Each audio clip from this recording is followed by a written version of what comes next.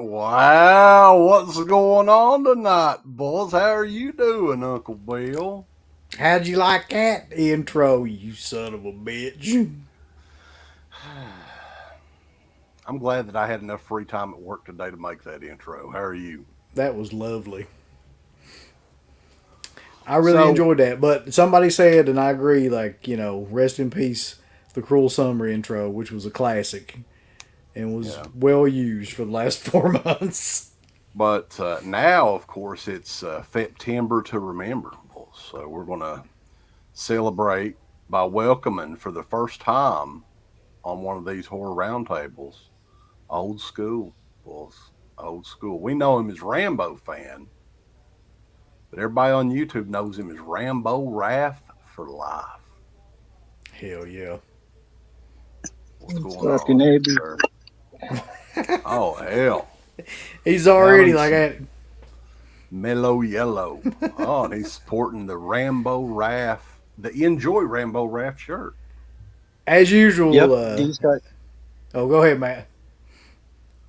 No, go for it. I mean, these guys, nice enough to send me this. Awesome gift. Awesome guys, man. Thanks for having me on here. That's a damn sharp looking shirt. Tell them I have to get me one.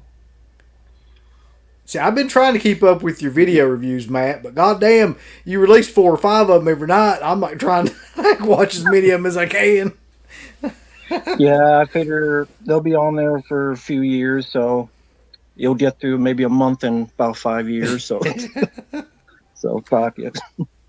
Also joining us, he's not just any horror critic. It's that horror critic. Woo! What's going on, sir? What's up, guys? What's up? I'm digging the Leatherface poster in the background. Got a red Leatherface.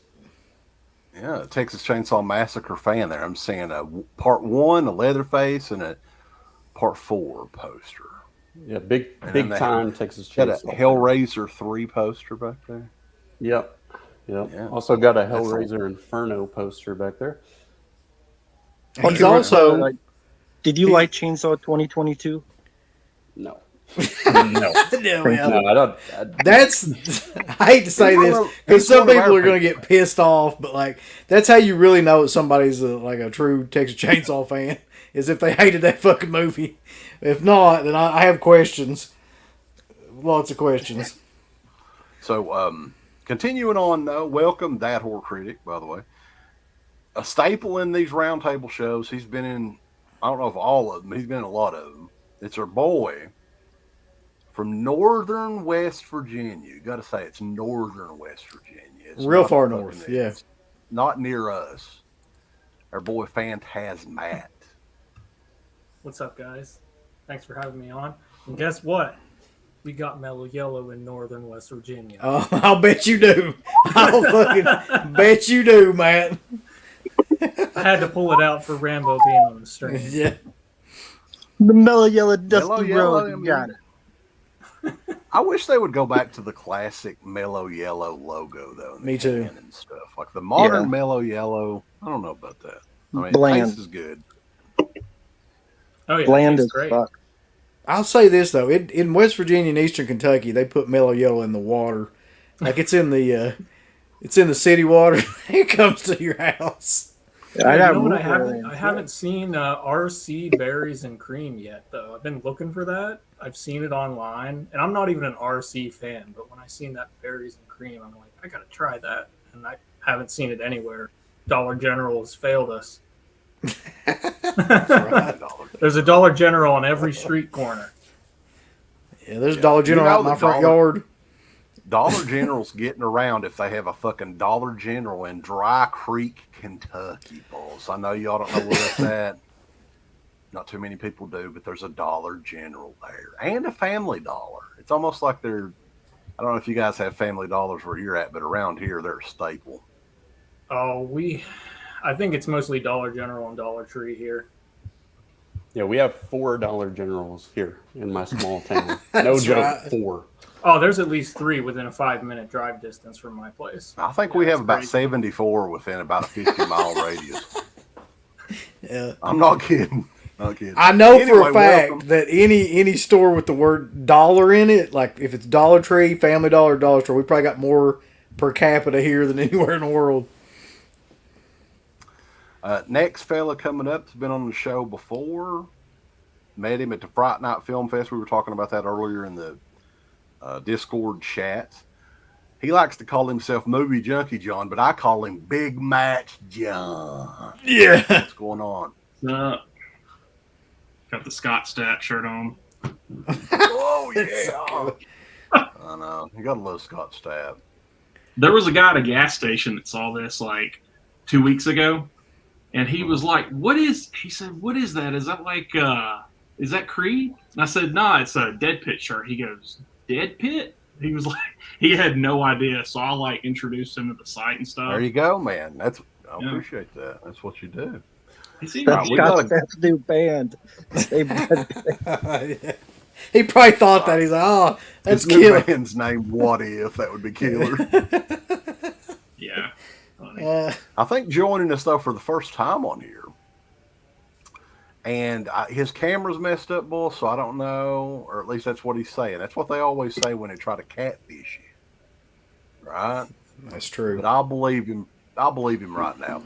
See Rizzy, 1989. What's up? Hello. Yep.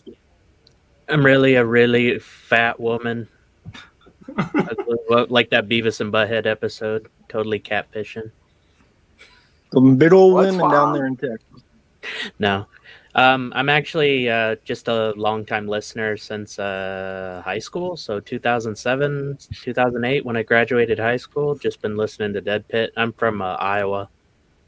Yeah. Oh, okay. I just legit don't have a camera, and my room's too shitty looking to put on camera right now anyway. Sure. Yeah. I probably put it with my shelf of movies. At least you started listening to DEADPIT in high school, though. Some motherfuckers talk about like third grade, they fucking listen to DEADPIT. That's true. It makes me feel very old. But welcome. Hopefully you can get your camera fixed at some point and you can wink at us or something on there. Is it Fulci Pantera? What if that was like, what if that was the surprise? Yeah. He was like, hey. Well, that's very old school. Another staple on these, and he's another Kentucky boy, Uncle Bill. He popped in here a little bit late. He wasn't in the green room earlier. That's what I like to call it. Our boy that likes it extra bombastic. It's Mr. Bombastic. Howdy, balls. Oh. Hi, man. Yeah, what's going on, bud? Kentucky's problem with Dollar Generals. Literally just read today that my county is adding its 17th Dollar General right now. They're far behind. They need to step up one quota. Yeah, they got to catch up with Eastern Kentucky. Western Kentucky is just getting started. When I moved to this house, there was nothing in front of me. And then fucking out of nowhere, Dollar General. And they go up in like 2 weeks. Mm-hmm. Yeah. I mean, they're ready-made. They just come from they have tractor trailers haul in sections of the store and they put it together like a puzzle. Yeah. It's so killer, though. I want to get like a county map for Floyd County and just go around and look for more Dollar General stores. Just mark them because it's amazing. It really is. Dude, I was in, Matt, you might know where this is, Buffalo, West Virginia. And I was in Buffalo, West Virginia, and on top of a mountain. You had to go up this like winding ass mountain, and there was nothing around except for like a military grade, like some sort of warehouse style building. But like right across from that was a fucking dollar store. I was like, who is using this dollar store? Like, but that's just the way it is around here. Dude, it's only 3 hours from where I live. I've never heard of it, but I just looked that up. I might have to visit. You know, you don't want to. Trust me. Visit the dollar store at least. It sounds like it's all that's there. So. But guys, Horror Roundtable tonight, anything goes. I wrote a couple things down here. One thing that I just wanted to quickly bring up, since it happened earlier today and everybody else is talking about it, we got to talk about God finally not saving the Queen. She finally died. What do you guys think about Queen Elizabeth Part 2? What the hell? The Smiths, no they more. predicted It's it. the end of an era. Somebody was posting the thing from was it Naked Gun where Reggie Jackson gets like Yeah. I've seen those all day. Yeah, That was there's Leslie pictures of Nielsen like on top Spirit of the Halloween Queen. on the stuff like that. Yeah. I don't know. I don't know what to say about the Queen. Like, I didn't even know who was going to precede the Queen. There's a lot Like, of I people was like- online that are like, "Oh, I'm so happy she's dead," and then there's a lot of other people that are like, "Oh, it's so sad." And I don't know what camp I belong I just to. 'Cause I just pay don't attention. care. Like somebody's grandma died. Like that's it. Like she's a grandma who gets to play pretend. Like so. Like go for it. But Yeah, I mean, you got those kick ass like outfits and stuff. Yeah. yeah, I mean, So his it seems like a investigation dope first job. will be like- I'd take it. Yeah, the investigation will be like Clue, like she died with a candlestick in some other ballroom or some other, like who gives a shit? I mean, sorry that she died, but I don't know her. I don't owe her money. She don't know me. She don't make movies. I don't live in England or where the hell it's at. Norway, Scotland, wherever. Sorry, she died, but I mean, shit, you know, like sucks when you die. We she watched was our like hands 96 in years old, 1776. right? Is that how old she was? 96. And didn't fucking work one day in her entire life. So that's a pretty good life. I mean, I don't know much not about bad. her because I don't follow that sort of deal. But yeah, she was queen since like the early 50s. Good Lord, man. That's insane. I'm betting She that had for a at good least, run. Well, I'm betting for the on top. last 20 years she's been praying for death. Nobody needs to live to 96, dude. Like, that's Well, just... what it is didn't her husband pass away? What was his name? Prince Albert Oh, or yeah. something like that? Yeah, Prince Prince Albert. Albert. And Test. Oh, it's Tensai. So, yeah, General Tensai. But he quit laying a dick to her, and then she just gave up all hope for living. That's what it was. Yeah. There goes my lifeline. I don't know. Oh, shit. Someone mentioned now King Ralph is going to inherit the. John Grimm is going to inherit the damn Ralph. King Ralph 2. It's finally coming out. Carter Newton says, "Rest in peace, so young." Yeah. Sad day, boss. Such a tragedy when the youth What's passes funny, though, away. is like Charles or whatever's waited. Fuck, how old he's like 75 years old. Yeah, that's He's what I waited was this saying. long. Shit. And It's then, like that yeah, episode of The Critic where he's like, "More poison." I mean, tea. Keep Trying to offer. Yeah. Well, They didn't do a good job. She lived till 96. If they're trying to offer these, Yeah. Whatever he was getting wasn't working. Well, hell, You was got it James preserving Bond to her? protect her. Didn't you see that Olympics thing where Daniel Craig like escorted her as James Bond down the to like to like shill for Skyfall? I think it was. Wow. It's the silliest shit. Like, oh, She's God. cute. It's current events, though, boys. We had to say so. It was the first time in goddamn 70 years since the Queen of England died or whatever. Yeah. I know Was it her my dad first that died? thought. I can't remember. My first thought was, what is DeadPit's take going to be on this? When I read Yeah. earlier, I mean, that's where you come for world events. Is to us. it is. Yeah. Well, the first message that I sent was to Garrett and Uncle Bill. I said, boys, This was so killing. the Queen of England finally choked on a death dong today. And I read that and I Garrett was just like fucking dying. Garrett was like, questions. What does that mean? Oh, You gotta God. put it up on the DNN Dead Pit News Network. DNA. That's right. 24 hours streaming network here on YouTube. But I just wanted to briefly mention that since everybody else was talking about it. I don't really, it's sad, but hell, how many people do you know lived to the age of 96 and never had to work or do anything? Just sit there and. You're really upset about that, aren't you? That you didn't have to work. Like, it's just like. I mean, kinda. Like, I get it. Yeah. Hello. Hello. Yeah. Just do the Mrs. Doubtfire thing. And there's just a whole army of like giant toothed inbred like royal family behind her now that are gonna do it all for, I guess, until the end of time. Well, you know South Park's going to riff on this shit too. Yeah. Oh yeah. I guarantee you that's next. So yeah, that'll be interesting. And maybe they It's a new can. era. People want us to talk about horror movies. How about somebody makes a zombie movie with the zombie of Queen Elizabeth? Now, I would want to see that. That would It'll be be in the killed. $5 bin in 2 weeks. You watch. That's how it always that happens. could be Let's see. fucking cool. That'll be Cool Duder's next movie. I gave him the idea. you piece of Yeah. shit. It'd be like Monarchy of the Dead or something like that. Amityville, England. Yeah, Amityville. That's what I was thinking. Amityville, Buckingham.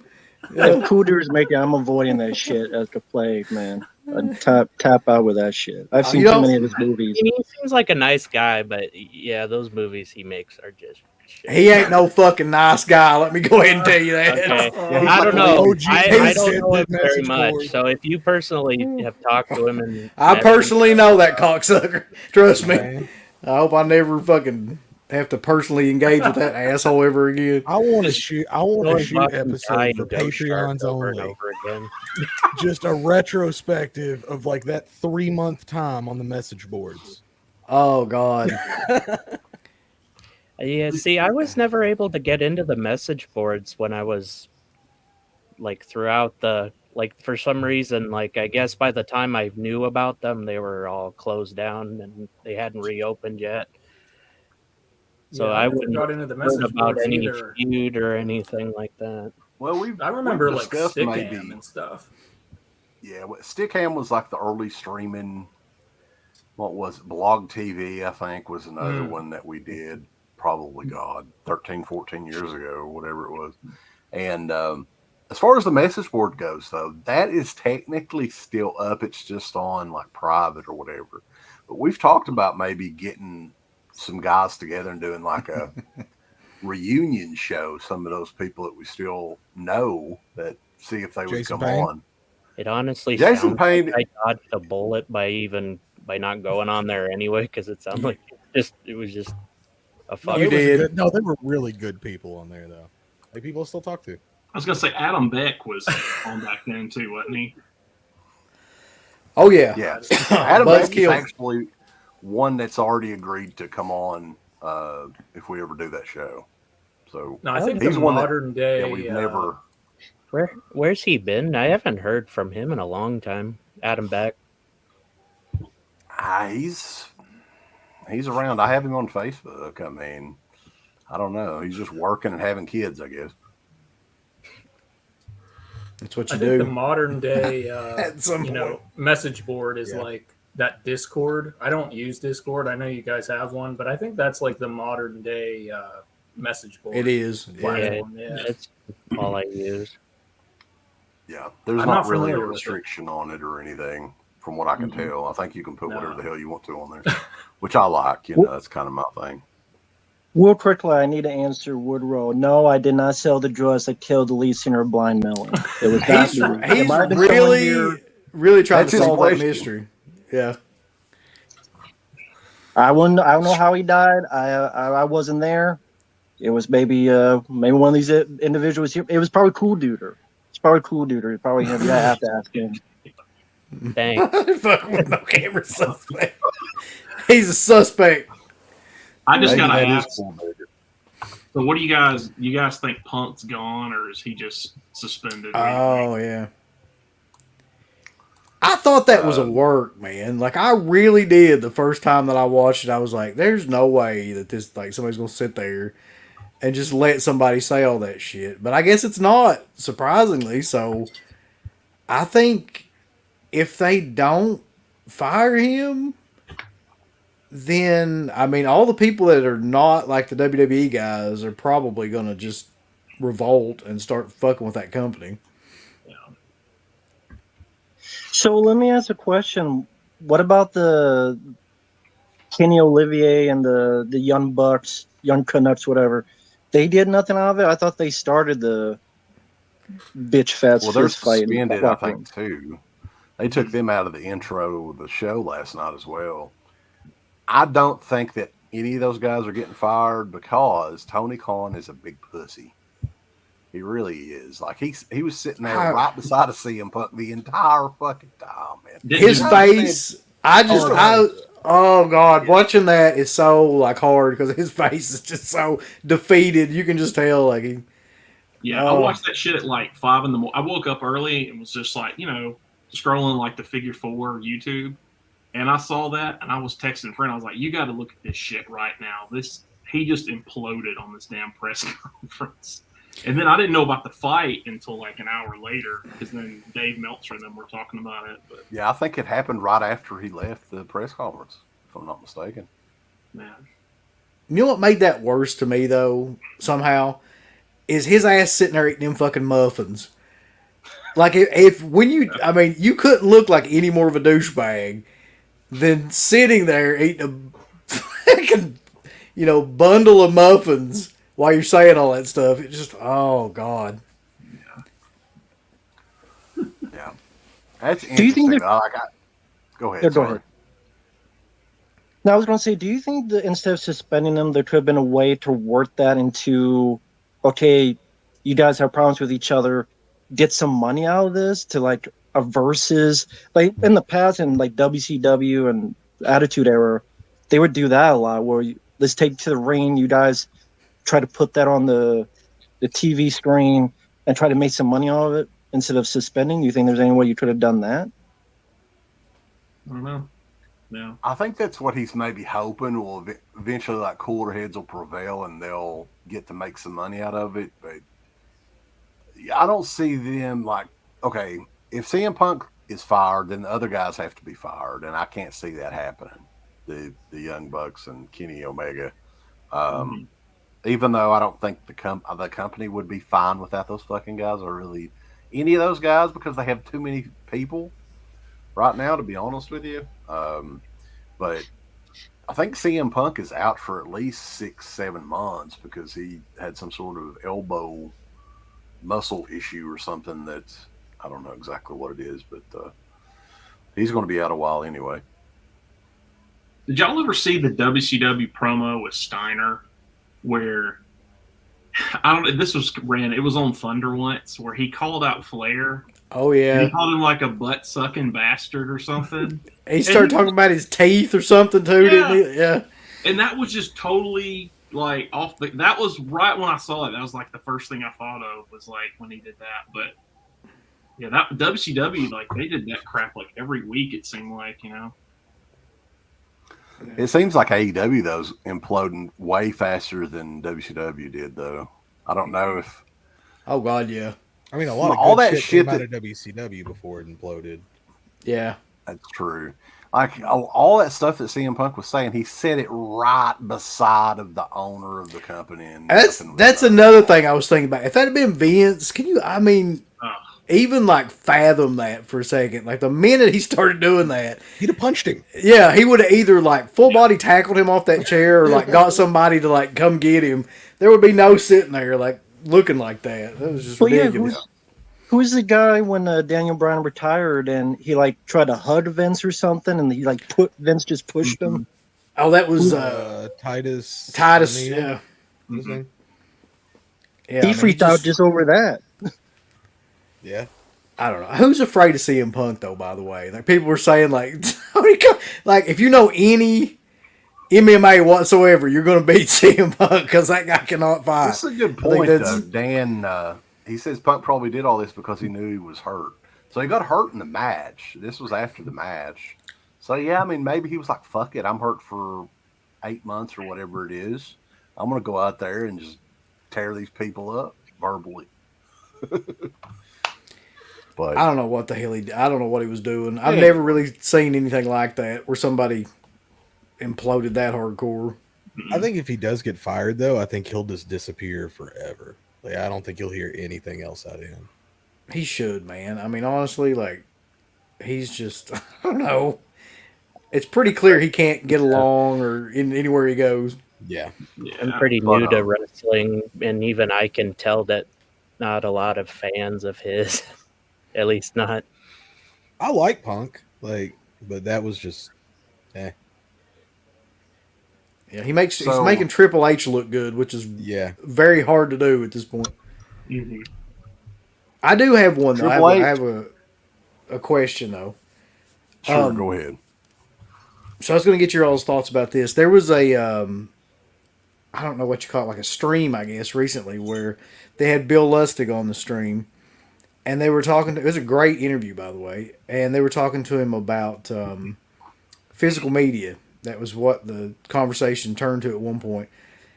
And essentially what he said, and he had some great points, I thought, was that he predicts in the next 3 or 4 years, the majority of these companies, like the independent ones, like Kino, maybe, Scream Factory, Vinegar Syndrome, will probably be out of business. And including himself, he said too, like he won't be in business either. And I was like, Jesus Christ, dude. So he's pointing to a couple things where he says they can't really get mainstream studio movies because they have to pay on them for so long and the royalties are so great that they can't make any money off of it. So they have to turn to these independent movies, which completely explains like Vinegar Syndrome. They have to turn to these like really, low-grade independent movies, but that those are probably going to run out within like the next 2 years in terms of like anything substantial. And I was curious because I'd never heard anybody really speak about that. What you guys would think about that? Well, Vinegar Syndrome just got Amityville Horror, which is a huge title for them. And and to me, TCM2. Yeah, and TCM2. That's going to be. I'll put money on it. That might be their biggest selling title that they ever have done. But I think that why would they acquire the rights for these titles if they weren't going to make money on the releases? I think that Vinegar Syndrome is a perfect example of a smaller boutique label getting big name titles, and Arrow gets a lot of big titles too, especially in the UK. A lot of the ones that don't come out in the US per se, I don't know, I guess they're putting out Wolf of Wall Street in a crazy edition, and that's kind of a big title. I mean, for Arrow, it's in the UK, but I mean, Arrow they're not really a small label anymore, though. That's the thing. But I personally think that there's a huge market for these companies. I don't think they're going anywhere. I mean, look at all the YouTube channels dedicated to it. But we live in a bubble, though. This is not what the average everyday person on the street wants, and ultimately that's what's going to decide it. Yeah, you'll have a couple that stick around the same way that vinyl is a thing still. You'll have your Waxworks records or whatever of what it is, but as far as walking into a Walmart or anything like that, grabbing anything, I don't even see it being 10 years. Mine barely has anything now.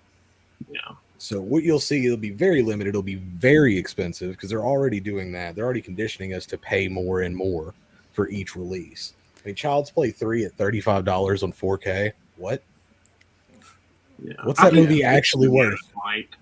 I mean, well, that's Scheme Factory. And Grease, too, and a bunch of jizz he did with it, too. That's Adbo. They're the trendsetters, man. They're the big ones right now. So others follow suit. I mean, look at the stuff Synapse is doing. I love Synapse. But, $10 extra for a piece of cardboard to go around the release that's already at a premium. Yep. They're all doing the same thing at this point, I'm not going to buy, fancy shit. all these releases like some people do. They get, every single release that comes out. I'm very selective, so I'm not, going to be one of the big supporters or, the... whatever. I just buy what I know I'm going to end up rewatching at least a couple more times over the years. So, yeah, for sure. I'm not going to be the person that's keeping them in business, but I do enjoy what I have. I'm not doing 8K. I know that. I'm stopping. Well, and that's kind of what he was. That's kind of what he was saying. Is at some point, I don't think anybody is like. At some point, Felsher's even said this too. Like the quality doesn't like match up. Like you can only go to about 8K, and then you're not going to notice any significant difference. And even at 8K, you won't notice a significant difference anyway. Unless you had a gigantic screen the size of your wall. So like at 4K is pretty much it. So what the fuck do they do after they release all these 4Ks? Do they start going back and releasing like 3D 4Ks? I mean, they're going to have a gimmick or something because there's nowhere to go, and not to mention the fact that they just will eventually run out of these like franchise titles to release, which is really what's keeping all this going, I think. Like right now, I think a company like Vinegar Syndrome, though, Severin Films, they're never going to run out of stuff. I mean, it's going to be a very, very, very, very long time. No, they'll just keep re-releasing stuff they've already released, but I don't know think they would re-releases stuff. Yeah, I mean, I could just see them run out by now. And they're getting stuff that's never even come out on DVD before.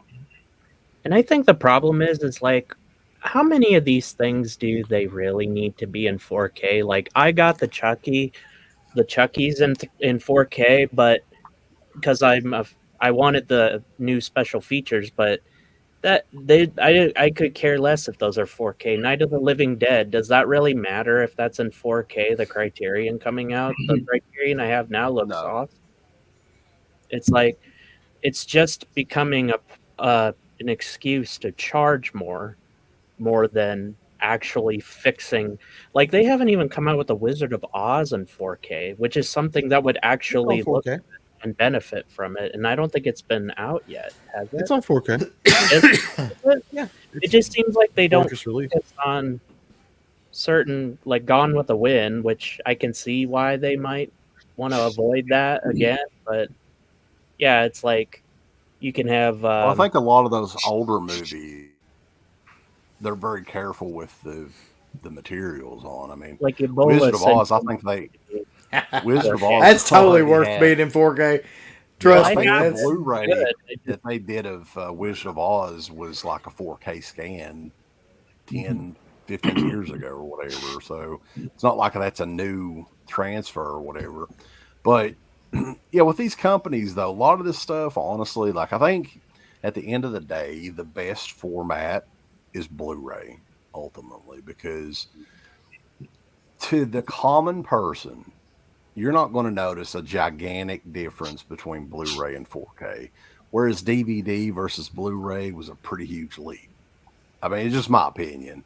I think most people, like I use my wife as an example, as just a common movie watcher. She can't fucking tell that these movies are in 4K. She's like, oh, well, that doesn't even look that good. We were putting in the 4K of Hills Have Eyes, which is awful transfer, by the way. I didn't have the Arrow Blu-ray, so I was fine with it. But yeah, some of this shit, man, Flesh Eater in 4K. Fuck, are you kidding? Well, I kind of agree. Like, I have the Severin release of that movie Out of the Blue, the Dennis Hopper movie. By the way, that's a fantastic movie. Yeah. I absolutely recommend you buy that like right away. It's really good. But I don't have the 4K. I have the Blu-ray. But a 4K restoration on a Blu-ray looks... The difference is you can't even measure the difference. It looks the same. So a good 4K restoration on a Blu-ray disc is more than enough, I think. I do think that this, if anything's going to hurt like the physical media collecting, I think we're already in this era right now where, like, and it's going to get worse in the next 4 or 5 years, is we are now in the era of upgrade all the titles you have on Blu-ray to 4K, because that's what all these every company now. 4K, or they're how many times, like, over and over again, not going to do it. Or like, so I think they're going to lose money. Or here's the thing. Something. Sorry. No, you're fine. Here's the thing, though. They have an audience, a lot of these companies, that will buy every goddamn thing, even if it's the worst thing ever, like fucking Flesh Eater or the Birds 2 or something. Yep. Yeah. And like, I know Vendor Syndrome, I think they did like the Chuck Norris film Side Tips. They're going to do that in a month or two or whatever. But they have a set audience, and I think Scream Factory, of any of them, is going to have a come to Jesus moment sometime soon. I would have to think or hope or pray or call to Buddha or something. Yeah, I think they will. Though, man. So many fanboys. But these other companies, it's like you said, the fanboys, they will buy everything or buy 2 or 3 copies just to have, here's a slipcase, here's one that's open, here's one that's not open, here's one with grease, here's one with not grease, here's one with jizz, here's one with not jizz. They buy every single thing, and that's all the money they have, and if that's all the money they can get. Play 2. Now that is the seed of Chucky. That's the seed of Chucky right there. Man, yours wasn't that bad. All over my Child's Play 2. Yeah, you just wipe that off with a paper towel; it'll be fine. I tried. Yeah, just a paper towel. That's all it is. Just ring that movie out before you put her in. Just listen to that song, Kiss. Lift it up. Lift it up. The exclusive Scheme Factory ShamWow cloth. That should have been the fix. Email them out a small my disc is crazy. I can see I swear to God, like I looked up, I was going to have Scheme Factory ShamWows made, but I can't find anybody to do them, cheap enough. I was just Billy Mays is dead, so we couldn't find anybody to do it. Yeah. But speaking of them, that brings up another thing where I believe in the Company of Wolves is only 4K, or the Halloween releases is only 4K. Am I wrong in that? In saying that? That might be right. Sure about I have where they want you to, like, in Company of Wolves is a movie I've been waiting for years to come out, and it's like they force you to pay this premium price, or it comes with the Blu-ray, but I think you have to buy that. They're not doing like a separate just Blu-ray. Is that what you mean? And that's another thing. That's not just Scream Factory, but that's a thing in general that's irritating now. It's like I don't need. Go ahead. Sorry. I don't need like Halloween 2018 in 4K. That I'm fine with that movie the way it is. Well, I noticed though, like on the Synapse Blu-ray or the 4Ks, like the one for Suspiria. Mark, welcome, sir. I just saw you on here. Sorry. That's all good, CK. Sorry I'm late. Had some technical difficulties with this damn camera. So what's going on, guys? Man, it's the Brady Bunch now. I'm doing good. We're talking about grease and jizz on Steam Factory. But like, have y'all noticed on the Suspiria one, it's like got 4K HDR. Like, it seems like Don May goes into detail about like even his 4Ks. Like, this is like a superior skill. Like some 4Ks, you get them, they say maybe UHD on it, and that's it. They don't even care. His, it seems like he's very much like, this is exactly what this is. This is like this quality. It's, I don't know. I mean, and I know he's really elaborate, but it just seems like he puts more time into like the quality of like what the scan is. Oh, dude, there's nobody I'd rather give him anything, and I'd say he'll do an amazing job. Like, there's nobody I'd put up against that. Like any studio I've seen. Yeah, I mean, I think he had a heart attack. Basically, almost had a heart attack doing the Suspiria 4K. Like, that's how invested he was into that project. Oh, damn. I was going to say, would you say is that why they make these posters and stuff for this, where to up the money because they need the money? Like, a lot of these is like, do you really need the posters and the dolls and the dit demons and all that stuff?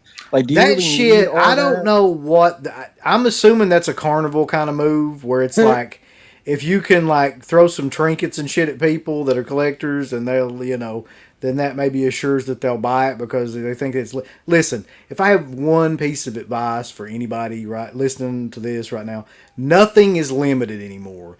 Like, it's just not. Like, you're not going to like. Very few things are limited like they used to be 5-10 years ago. It's not like it's just not going to happen. And even if you think it's limited, it might be limited for like a year, and then somebody else is going to come out and re-release it again. So you're just if you're buying it for that reason, that you think you're going to collect it and it's going to be worth something, you're wasting your fucking time. Even Waxwork does that with their records. They'll repress them, they work later. They got Scream Factory's probably got that. Did you see that Elvis movie with Tom Hanks? Like that Carnival Barker dude. That's probably that's I'm working for him. That's kind of how I look at those guys. Yeah.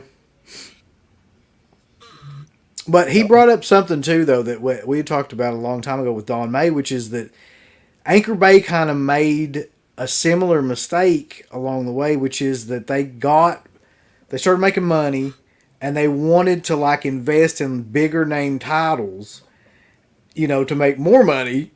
And they did that, and then eventually that's what led to them kind of like collapsing. Is they put all this money into these bigger name titles, and it was just so much money that they weren't making the revenue back that they were putting out for the royalties and all this stuff. That's what I see that's probably going to happen to these fucking guys if they keep like doing what they're doing. I really think Vinegar Syndrome should just stick to like the shittiest movies you can imagine. Don't do Texas Chainsaw Massacre 2. Don't do Amityville Horror. Like, it's the same trap. It really is that happened all those years ago. Yeah, because once you keep upping the ante with those movies that are crazy expensive, you're never going to top those again. You have nowhere to go but downhill. We were told, though, that the Texas Chainsaw Massacre 2 4K is nuts. It's amazing, the transfer on it. So I don't know what they did. I hope we get that for Black Friday. People will freak out. That's what I've heard. Is it supposed to have anything new? Sorry. Yeah. I think it's going to have a lot of new stuff on it. I know Felcher was helping with it a little bit, but they haven't announced the extras. I think October is it's going to be released in October on the website, so they'll probably announce the features by the end. But where is the 4K of Chainsaw 2022? God damn. You want to see Confederate flags in 4K and a bunch of bitches for 10 minutes. You want to see that in 4K and 8K. And the stuntman Mark, hello there. What's up, Rambo? I was wanting to get your opinion on what these guys were saying before. What do you think about physical media? William Less has said in 3 years it'll be disappeared. Do you think that's a viable thing? Or since you weren't here before that, what was your take on it? I don't really think so. I don't think it'll ever go away. As long as there's a demand for something, it'll get put out by somebody. If there's money to be made for anything, it'll get put out. I don't see it going away. Maybe not in mass like it is from like major studios because the profit, isn't what they want it to be or what it used to be. But I don't ever see it leaving. Like, it's just impossible. If that's the case, vinyl wouldn't be around anymore. That's kind of a niche thing, but it's still around. Yeah. That was very underground for a long time and then kind of made a big comeback.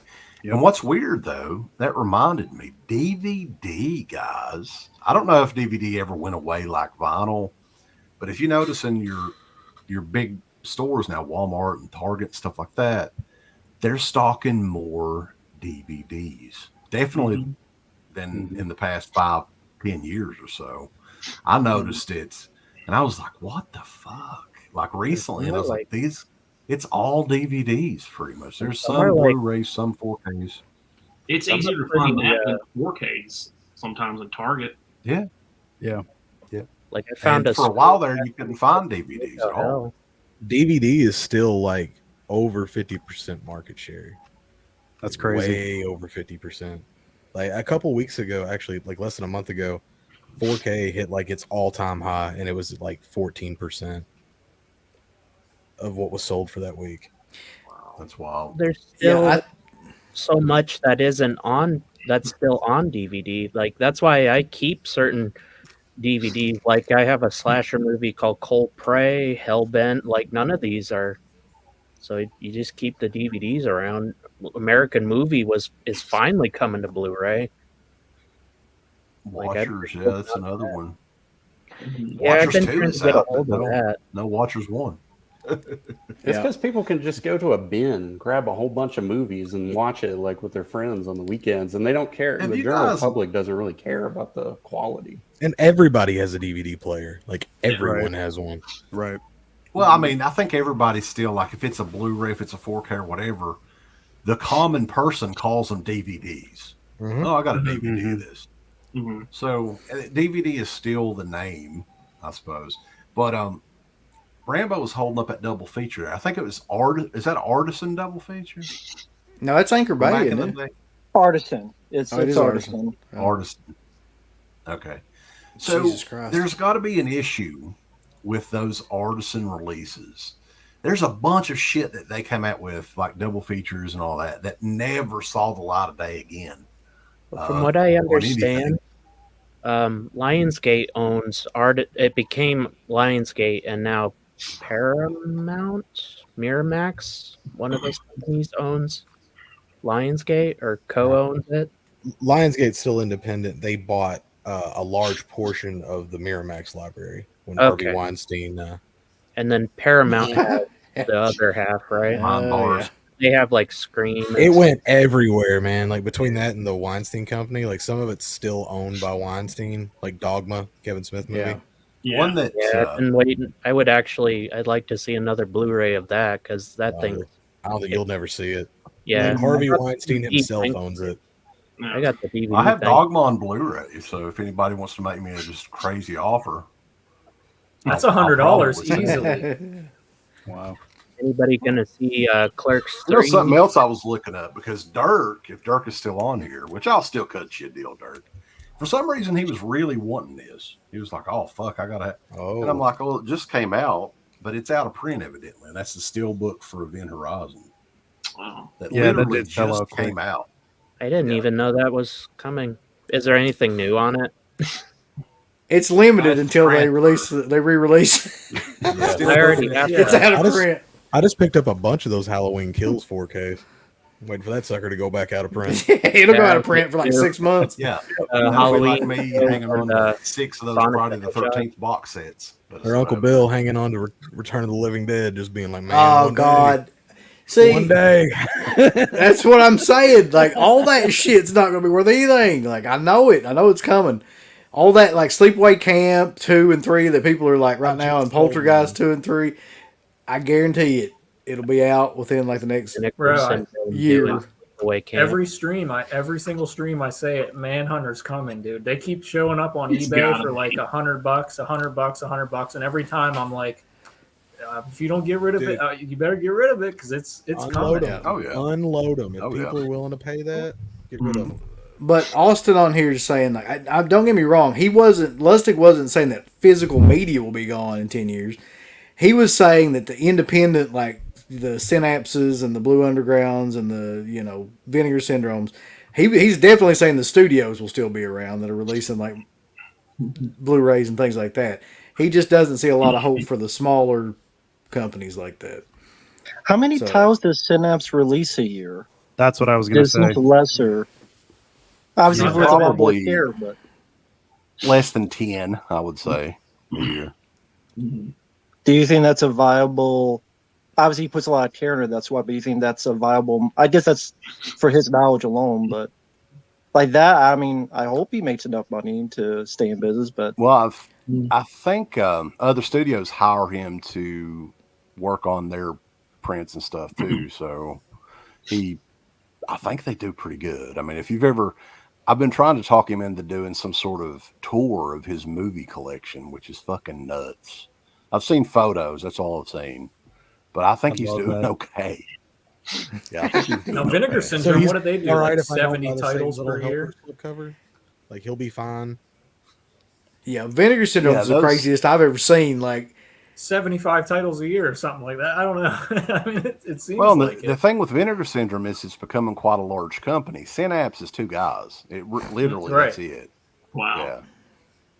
So, well, like even Severin, like I'm not a Severin guy really. I'll admit it. I don't buy a lot of their stuff, but I don't see how they can keep, because it seems like Vinegar Syndrome has that niche, right? Everybody loves them, but Severin's kind of like, I think Uncle Bill, you were talking about like they're like the weird uncle, right? It's like you like, yeah, you're like, I think their biggest release I've seen that I actually wanted of theirs was House on the Edge of the Park, just because I heard it was so notorious. But that's worth buying.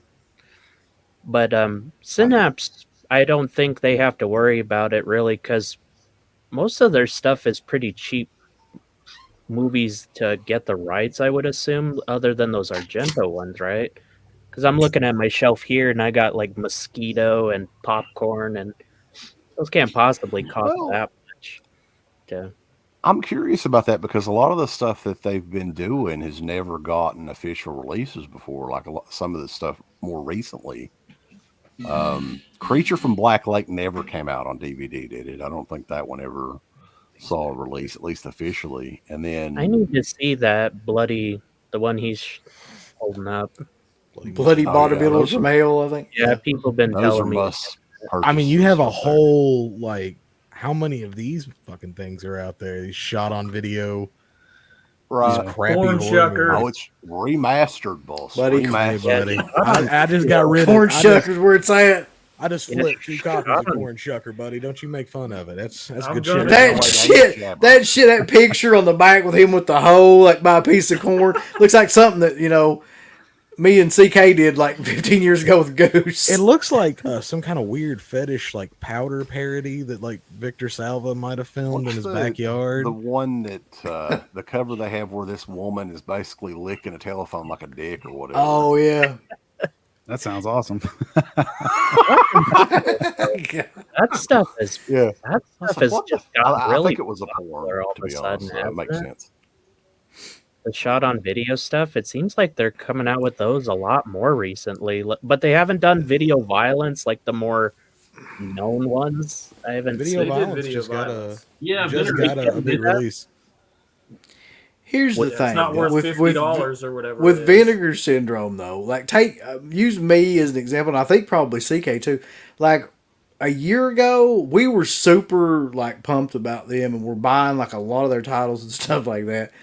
And present day, it's like, I haven't bought any of their shit since, God.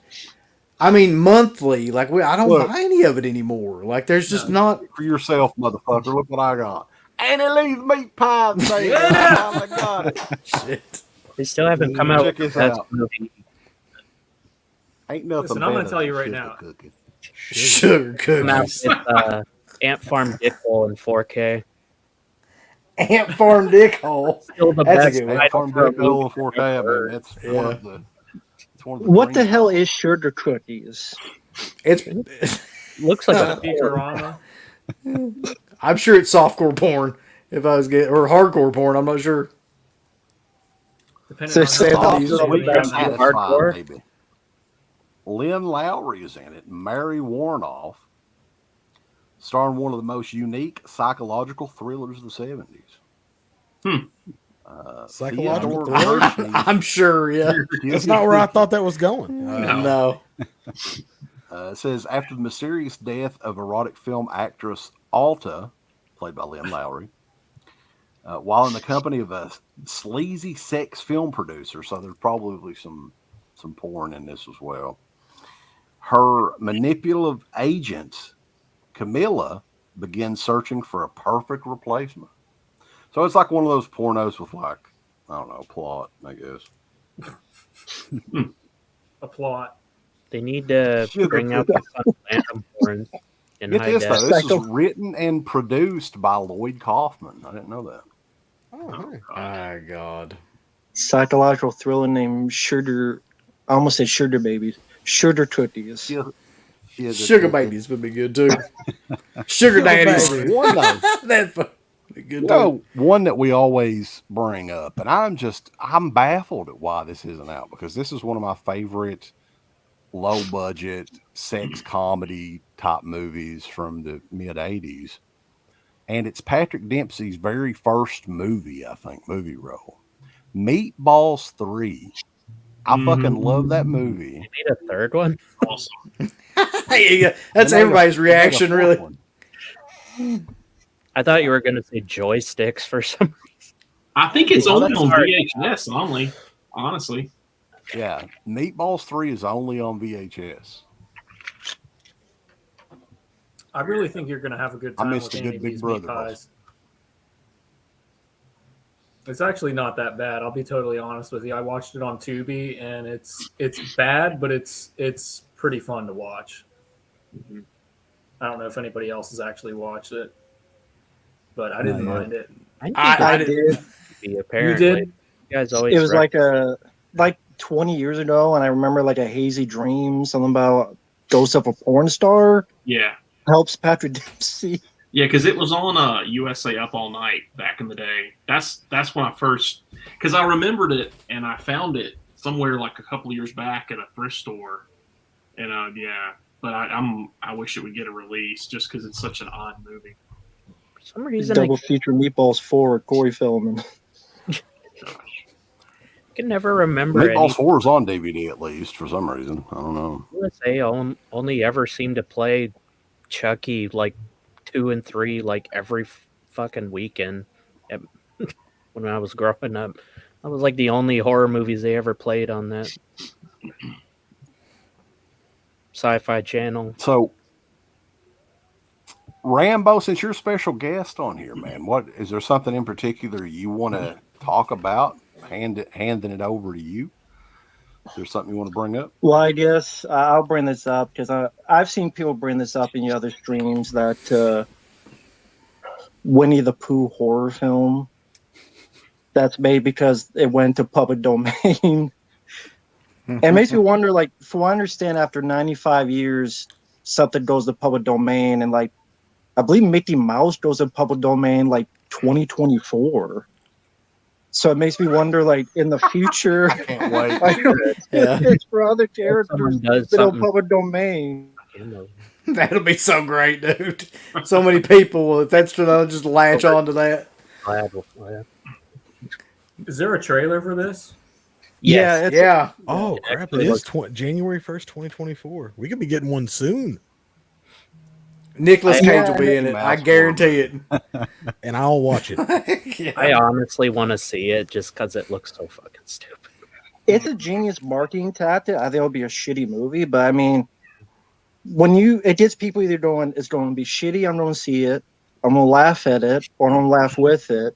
So it makes me wonder, like, all these other public domains with all these other characters, it makes you wonder, like, what other characters back then would go in public domain and have, like, just Mickey Mouse, rape revenge movie or something. They can use Oswald the Lucky Rabbit right now. Well, what's interesting though is Mickey Mouse is still kind of like the mascot for Disney, especially like Disney World and stuff like that. So what in the hell are they going to do when there's going to be Mickey Mouse pornos coming out? You know for a fact they're going to do shit like that. Oh yeah. Yeah. There's an urban legend that supposedly for his birthday, like 2 animators made like a short film of Mickey and Minnie fucking each other, and he fired them. Oh God.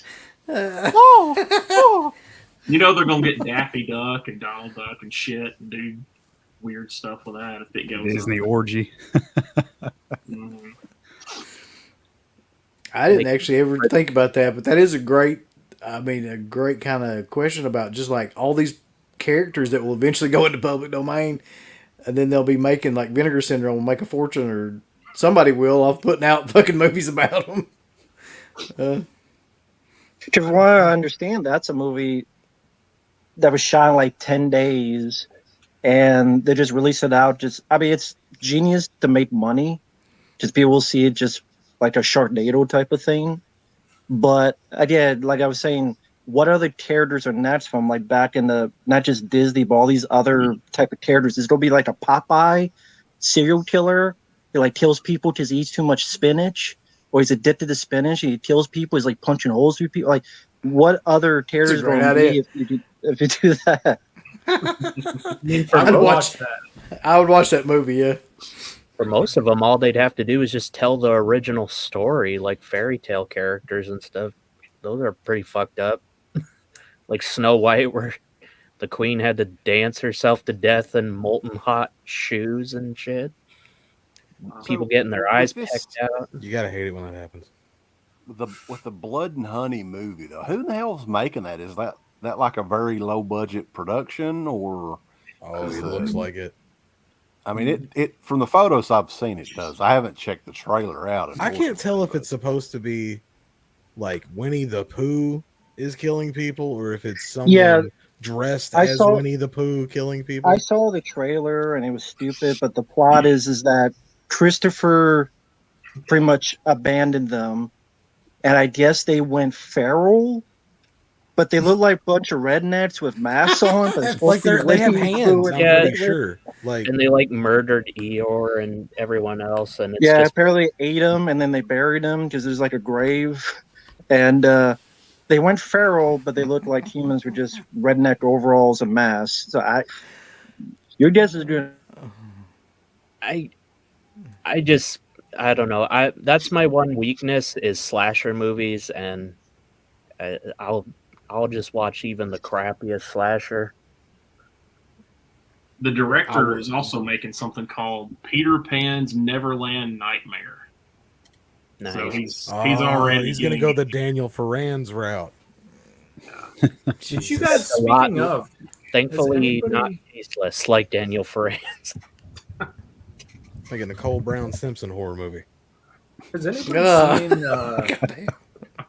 Has anybody seen that movie? Speaking of like these big characters and names, that the movie that came out in like 2013, Escape from Tomorrow, that took place at Disneyland, where I think they filmed it illegally. Yeah, we watched it in our film. I heard about it. Yeah, and it was fucking weird. It's very weird. Yeah, but I think they filmed it like totally, no permits on phones, kind of deal. So that's kind of a. Did you like that movie?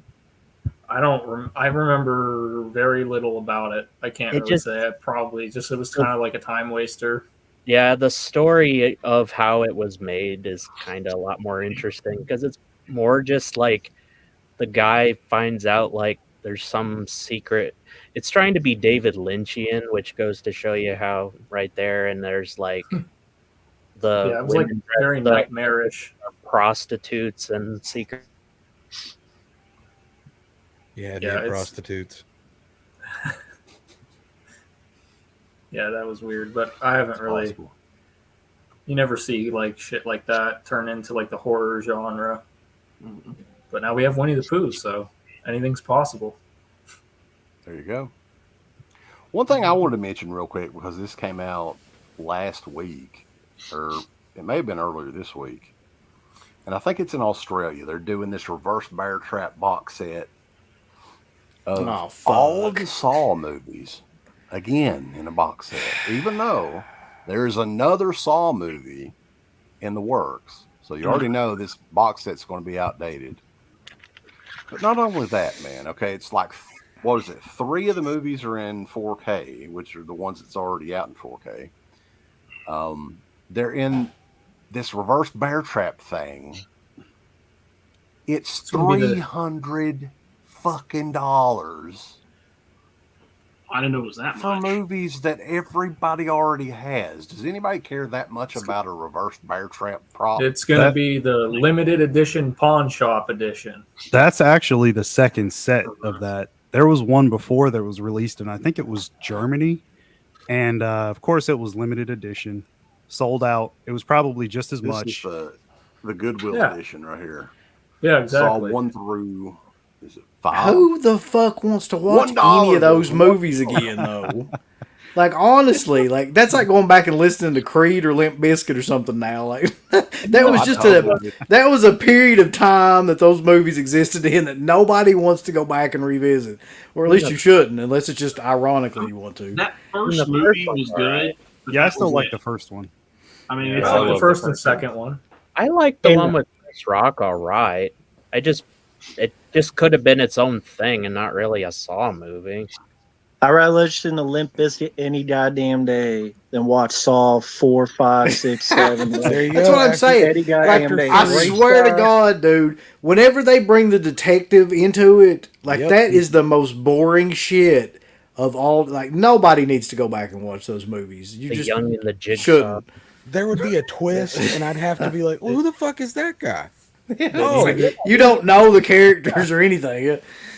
They needed that Aretha Franklin twist, and they just didn't do it, man. That's right. The Aretha Franklin. Yep. So start shoving stuff up his ass. Jump drives in his dick hole, like his dick hole. Yeah. Is there something about foreign distribution rights that they can even come out with? Like, does it seem like we never really get these like kind of elaborate? Not that I'm gonna spend $300 on that shit, but I mean, it's kind of like for a long time, like an old episode of the radio show when Uncle Bill was talking about how Creep Show got this big 3-disc DVD and it was like only in Europe. And it's way cheaper to license a movie for Europe, Germany specifically, Australia specifically, than it is for the United States, just because the amount of people and potential sales. And they'll release pretty much anything from what I've seen. I'm surprised Germany would, since they censor the fuck out of everything. So does Australia. But not as much as you would think. Sorry, go ahead. I was just saying, not as much as you would think, because I have quite a few German releases, and they're actually not bad. They're pretty much just like over here. Now, back in the day, it was like that, but not anymore. I don't see, like what CT was saying, I don't know if there's a lot of fans of that franchise today, because they made 2 new ones and they did nothing. Yep. The last 3 ones did nothing. It seems like that franchise is dead, and it doesn't have the charm that people remember Friday 13th or the older ones. It was like a time and period that people saw every year because there's something to do in October. But like none of the new ones people care about, and I don't see this selling for $300 when the fans already have the stuff. Like you were saying. Oh, I mean, there'll be some people buy it because what is it limited to? I forget. Like, is it 3,000? 1,500. Oh, okay. Is it that limited? Fuck, I'll have to look at it. But yeah, there'll be people that'll buy it just based on that because they want to collect it or whatever. And I don't know nobody's going to watch it. I mean, they'll just set it on a shelf somewhere. I think the big misstep, though, with the Spiral movie, and they had a perfect opportunity, since Chris Rock was in it, they could have done Jigsaw Puppet versus Little Penny in like a steel cage match. And I would be excited about seeing that one. It may have floated right above the head of some of you younger fellas, but Little Penny versus Jigsaw for us older folks, that's money, boys. Little Penny. What the fuck? Where'd you pull that reference out of? Oh my god. Well, this Chris Rock reference I know is the when you get pulled over, get your ass beat by the cops or whatever. I don't know. It was on the HBO. I don't know. Now, if the puppet slapped Chris Rock, maybe that would have made some money. Because that would have got a lot of headway. Because when you slap Chris Rock, it goes fucking crazy. Especially, Will Smith should have been Jigsaw. That's what it should have been. If Will Smith was Jigsaw and he's like getting jiggy with it, I think it would have worked out better. I'm just saying. But then they wouldn't have been able to make any more because Jigsaw would have been canceled, like Will Smith. Well, you'd have, if Will Smith could play the same character he played in Wild Wild West in the new Saw movie, that character versus Chris Rock. Wild Wild West. What made you think of that movie? It's a classic. It's the best Will Smith It's movie. horrible. I'm sorry. Y'all were talking about the German releases. I saw today they announced a German 4K for Bloodsport. So I'm hoping that means that. Does Warner Brothers have it? I'm hoping maybe they'll do something. The Van Damme movie? Yeah. Warner Brothers. Isn't it? Or is it Warner Brothers? Okay. Yeah. Dude, I was telling Siki, I'd probably buy that. Like, but unless, like you said, they're going to release it over here or something, because that's just one movie I really do want to see in 4K for some reason. Like, it's one of my favorite action movies. Have that crappy like double feature Blu-ray that has like nothing on it. Picture looks like crap with the Corruptor. The most random movie you could pick. I honestly am mostly jealous of the foreign stuff because I wish they would bring more of the Jackie Chan stuff. I know you guys aren't biggest fans of Jackie Chan or the Asian stuff, but no, Jet Li. I think it's Jet Li that is like. Oh, Jet Li. Yeah, you guys hate Jet Li. I just forgot he even existed until you said his name. I hadn't thought about Jet Li in like 10 years. He existed in Uncle Bill. Exactly, I told you. No. He looks horrible now. He looks horrible. I did get he does. The Police Story trilogy. Eureka's coming out with that, and I got some review copies of that. I've never seen those movies, but those are pretty fun. Steve has hyped those up something fierce, so I'm kind of excited to check those out. And those are in 4K as well. Eureka does. They're another one of those companies over there in the UK that does a kick-ass job. And Umbrella's good in Australia. I like the Umbrella release of Razorback I got. That looks good.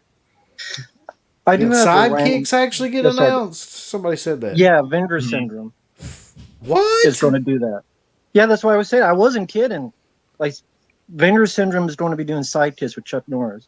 I can't wait for that. I wasn't kidding the about that. Fuck. Yeah, they're definitely going under soon. Because they're doing the Get all action these fucking films. titles. They're doing Dawn the Dragon Wilson stuff, Cynthia Rothrock stuff, martial arts. So of course they go to Chuck Norris. Which is weird because didn't Touchstone originally get sidekicks? I don't remember. They might have sold the rights to it, but I want to say it was like Disney or Touchstone back in the day. I don't know. I think it was Touchstone. I remember like that logo. Look who's here, balls. Is that real? What? What? Sure. That face. Yeah. Yeah, that's What's real. going on, Sean C. Careful. Phillips? Not to be Buddy. confused with Sean D. Phillips. No, or Festus. It's Chauncey. Chauncey Phillips. There you go. He's a basketball player, wasn't he, back in the day? Was that Chauncey Billups? One thing I wanted to mention, well, Rambo, you had something, didn't you? Well, I was going to ask. I know people are asking about the Halloween End stuff. How bad is it that the director says that he's redoing the ending every goddamn day? How do you do that? Is that to keep people from like leaking it onto the internet? That's what I was thinking. No, he just says he's just redoing the ending. Oh, I got an idea. No, I changed an idea. No, I'm changing this idea. That's what he says. So he doesn't know what the fuck he's doing. I think he's too afraid of what fans are going to be pissed off because of kills. Mm-hmm. It's like Well, you he's can't excited pick about Halloween fans. new, Halloween fans Exorcist are some of the movies. most rabid. He's done with Halloween. He's already focusing on the Exorcist trilogy he's working on. Yeah, those I'm not excited for at all. There's like so much secret around this Halloween Ends, right? There's so much like, oh, wait, there can't be any possible talk about what might or might not happen. And I'm just kind of like, at this point, I don't even care what happens. Like, I think that they're building up this ending that's supposed to be such a big, oh my God, twist. Like, is it really going to be some kind of big crazy twist? I don't think so. I read the spoilers on accident on some Twitter thing one day. It was scrolling, so I kind of know the synopsis of it. I don't know. I think it's kind of I don't like what they're doing with it, but I think some people will be like, that's creative. Some people are going to think it's absolutely shit. After Kills, I refuse to believe that any theatrically released Halloween movie is going to be worth a shit. Yeah, me either. The only thing they could do with that movie where I would actually probably mark out is if Michael Myers just killed every fucking one of them. If he just killed like Jamie Lee Curtis, the daughter, Dude, like just fucking went through all of them and just walked off right now. And you can mark it down. September the 8th, 2022. The next Halloween movie is going to be directed by Rob Zombie. Yeah, they're going to make a part 3. I don't think after the Monsters that he's going to touch a camera. Balls. He keeps getting more and more shots. Well, he was gonna do part 3. There was a whole. So I read online. It was a long time ago that he had it was like a 3D movie he was gonna do, and he was gonna bring back Scout Taylor Compton, but they were gonna be like tag teaming it. God. So it's gonna be like Rory and Michael like fighting everybody. But did you guys see the Trick or Treat Studios just speaking about Halloween Ends? And I got a picture ready here. The Bukkake mask for Michael Myers in Halloween Ends. Is it supposed to Check it out. Damn, boy, that's a lot of jizz. Yeah, it's Did they get supposed Scream to be Factory to work mold. on that? You sure that's not like a bunch of cocaine from the people who designed this shit? That's what it looks like. It's covered in cocaine. The bad thing is, too, the promo masks always end up looking way better than what you actually get in the mail. So I'm actually contemplating wasting some money and getting this just for like my reaction video to see how much actual Bukkake you've got to. It could be all over the mask. Did he like buy the Child's Play 2 and open it and it fucking just jizzed in his face? That's a Scream Factory mask. Say with CK's disc. I want to frame it, put it in a shadow box with my Child's Play 2 disc. Look at all that jizz on that. Baby, look how sticky it is. But yeah, with the secret, people being all secretive about, I mean, it's kind of already obvious what they're doing. I've only seen the teaser and a TV spot, and it's a recycled. John Movie Junkie can nod or say, it's not. It's they're copying an old plot from. It's not Michael, it's Roy. Halloween. Yeah, video. I don't want to spoil it, but it's been done in another franchise in a way. Well, but as a director, Halloween movie. As a director, why would you admit to reporters, "Yeah, I'm changing the ending every day," just because why would you think that's a good idea? That would just showcase you have no fucking clue what you're doing because you had no fucking vision because you didn't know there's going to be a fucking trilogy. So get your line as how you like. Just guy's fucking idiot. He's fucking cool. He's fucking idiot. Halloween Kills sucks my balls. Fuck Halloween Kills. Fuck Halloween 2018. Fuck these new Halloween movies. I'm tired of these fucking franchises. I hope they all die. Fuck the new Friday 13th. Fuck another goddamn Elm Street. Robert Englund, who's like 80 years old. He's don't look like the ball set that his balls are. He's going to be on his fucking head. I don't want to see any more of these goddamn movies. Chainsaw 2022 was enough. Halloween Kills was enough. I want to see new goddamn franchises. Jesus Christ. Fuck this. What he said. What I think is bizarre, and this sequel was announced like 10 years ago or whatever, and never fucking got made. But they let him make fucking Krampus. Fuck. Are you kidding? Why is Trick or Treat not out every October? A new Trick or Treat movie. It's an anthology movie. People love the series. For the first time this October, if you have a Regal near you. Oh, they're releasing Trick or Treat in theaters, limited. Yeah, in this October, I guess. Yeah, Trick or Treat could be like the new what Halloween 3 was supposed to do. You know, and set it off on a different storyline. Krampus, I didn't watch it. Yeah, I like was a fan. Trick or Treat was a lot better than Krampus, but the studio didn't know what Trick or Treat was, and they didn't release it, and just barely escaped. And it just goes to show you. Here's the thing that I know, though, from going to these Spirit of Halloweens and stuff, like, there's a lot of people that know and like Trick or Treat because, like, those stores are chock full of that shit, and people are buying it, and it's like... I just stopped in there the other day. That and Killer Clowns and Hocus Pocus. Yeah, so I mean... Could have been franchises, too. There could have been multiple movies for both of those easily. But there never were. And I think Trick or Treat, there's still hope that they could do a sequel. But, yeah, I mean, it's just bizarre that these spirit stores have been cranking out all this merchandise and selling it like crazy. And you've got all these shirt sites selling. There's usually 4 or 5 movies. They keep reprinting shirts on, like Halloween 3, Trick or Treats, Friday the 13th, shit like that. So they're selling merchandise. I don't understand why Warner Brothers or whoever owns that franchise isn't like, hey, here, go make another one. From what I understand, he got like tied up in the Godzilla stuff. Like he was contracted to make a bunch of those, but they're not doing those either.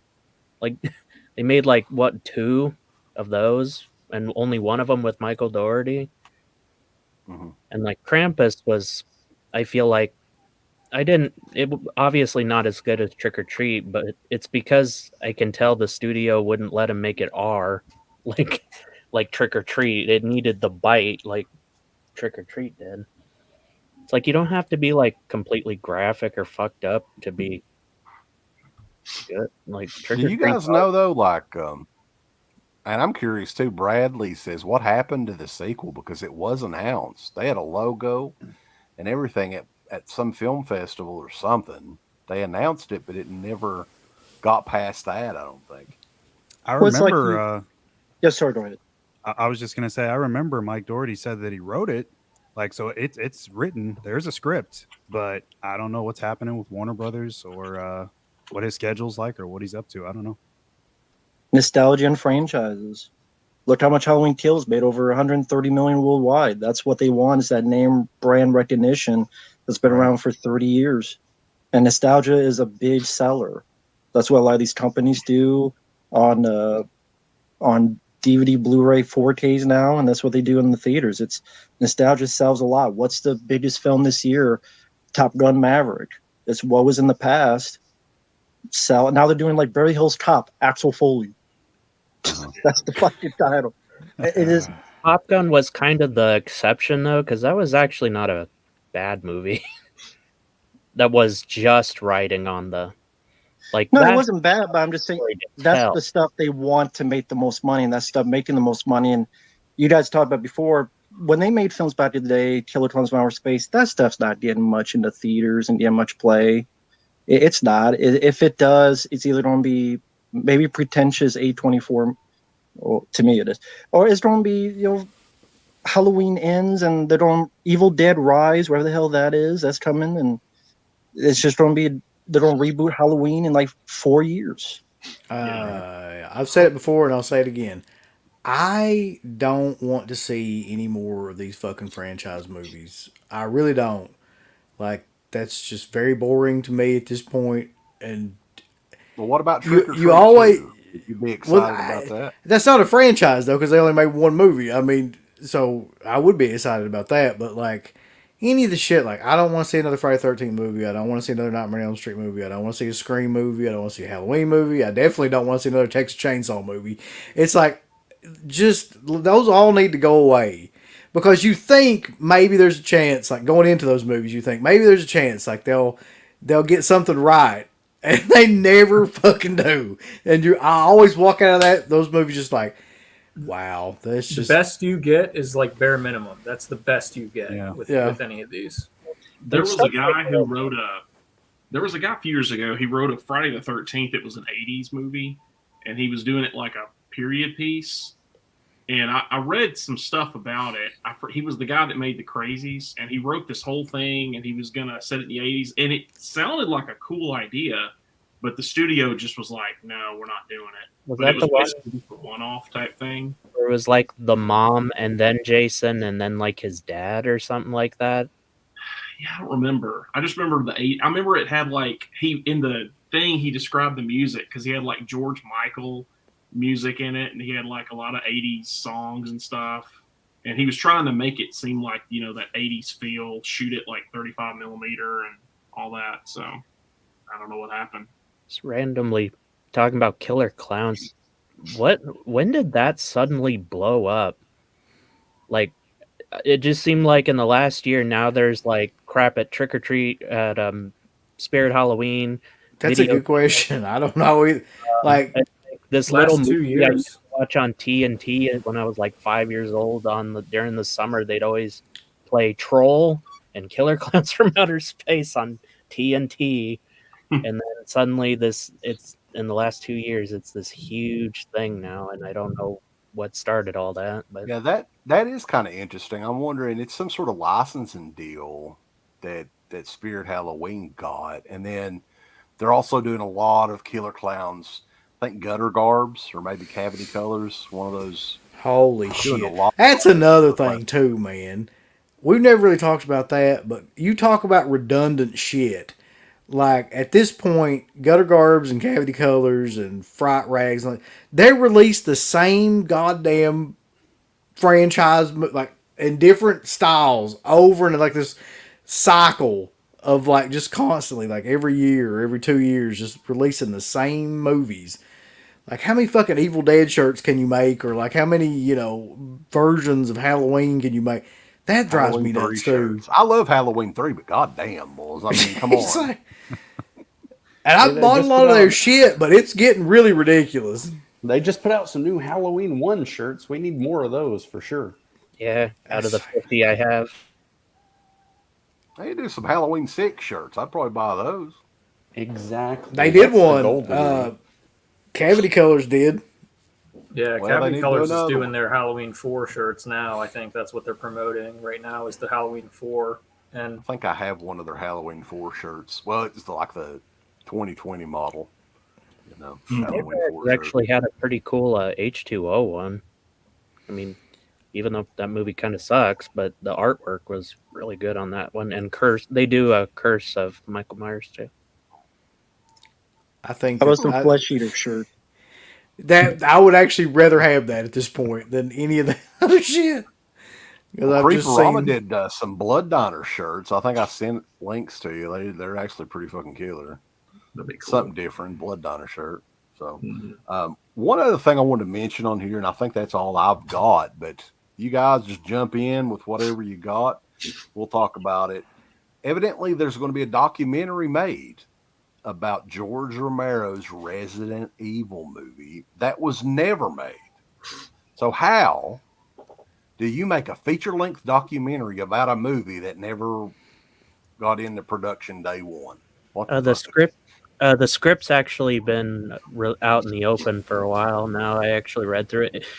Honestly, it's pretty shitty. I was going to say the same thing. I saw it too. It's not very good. It also doesn't really follow. He had his secretary play the damn game and just record notes for him. So he didn't even play the fucking game himself. Wow. Like he just didn't seem to really give a shit about it. He did a cool commercial in Japan for one of the video games back in the day. Then it depends, because while I'm tired of comic book movies, there's a really good one called The Death of Superman Lives, and that was about a film that got more into pre-production, but that was about talking to people about, I was going to have Nicolas Cage and I was going to have Chris Rock and how much of a clusterfuck it would be, and it depends on how you do it to see what Romero, how far did he get with it, what was people around Romero, what was he thinking, what made that not happen. I mean, it would be better than the movies, Resident Evil movies, I guarantee. Well, just when Mila Jovovich, jumping around like a Jedi and shit. It would be different if Romero was still around to talk about it, about what happened. So, like, he's no longer here. Who are they going to talk to about a movie that he was going to make but didn't make?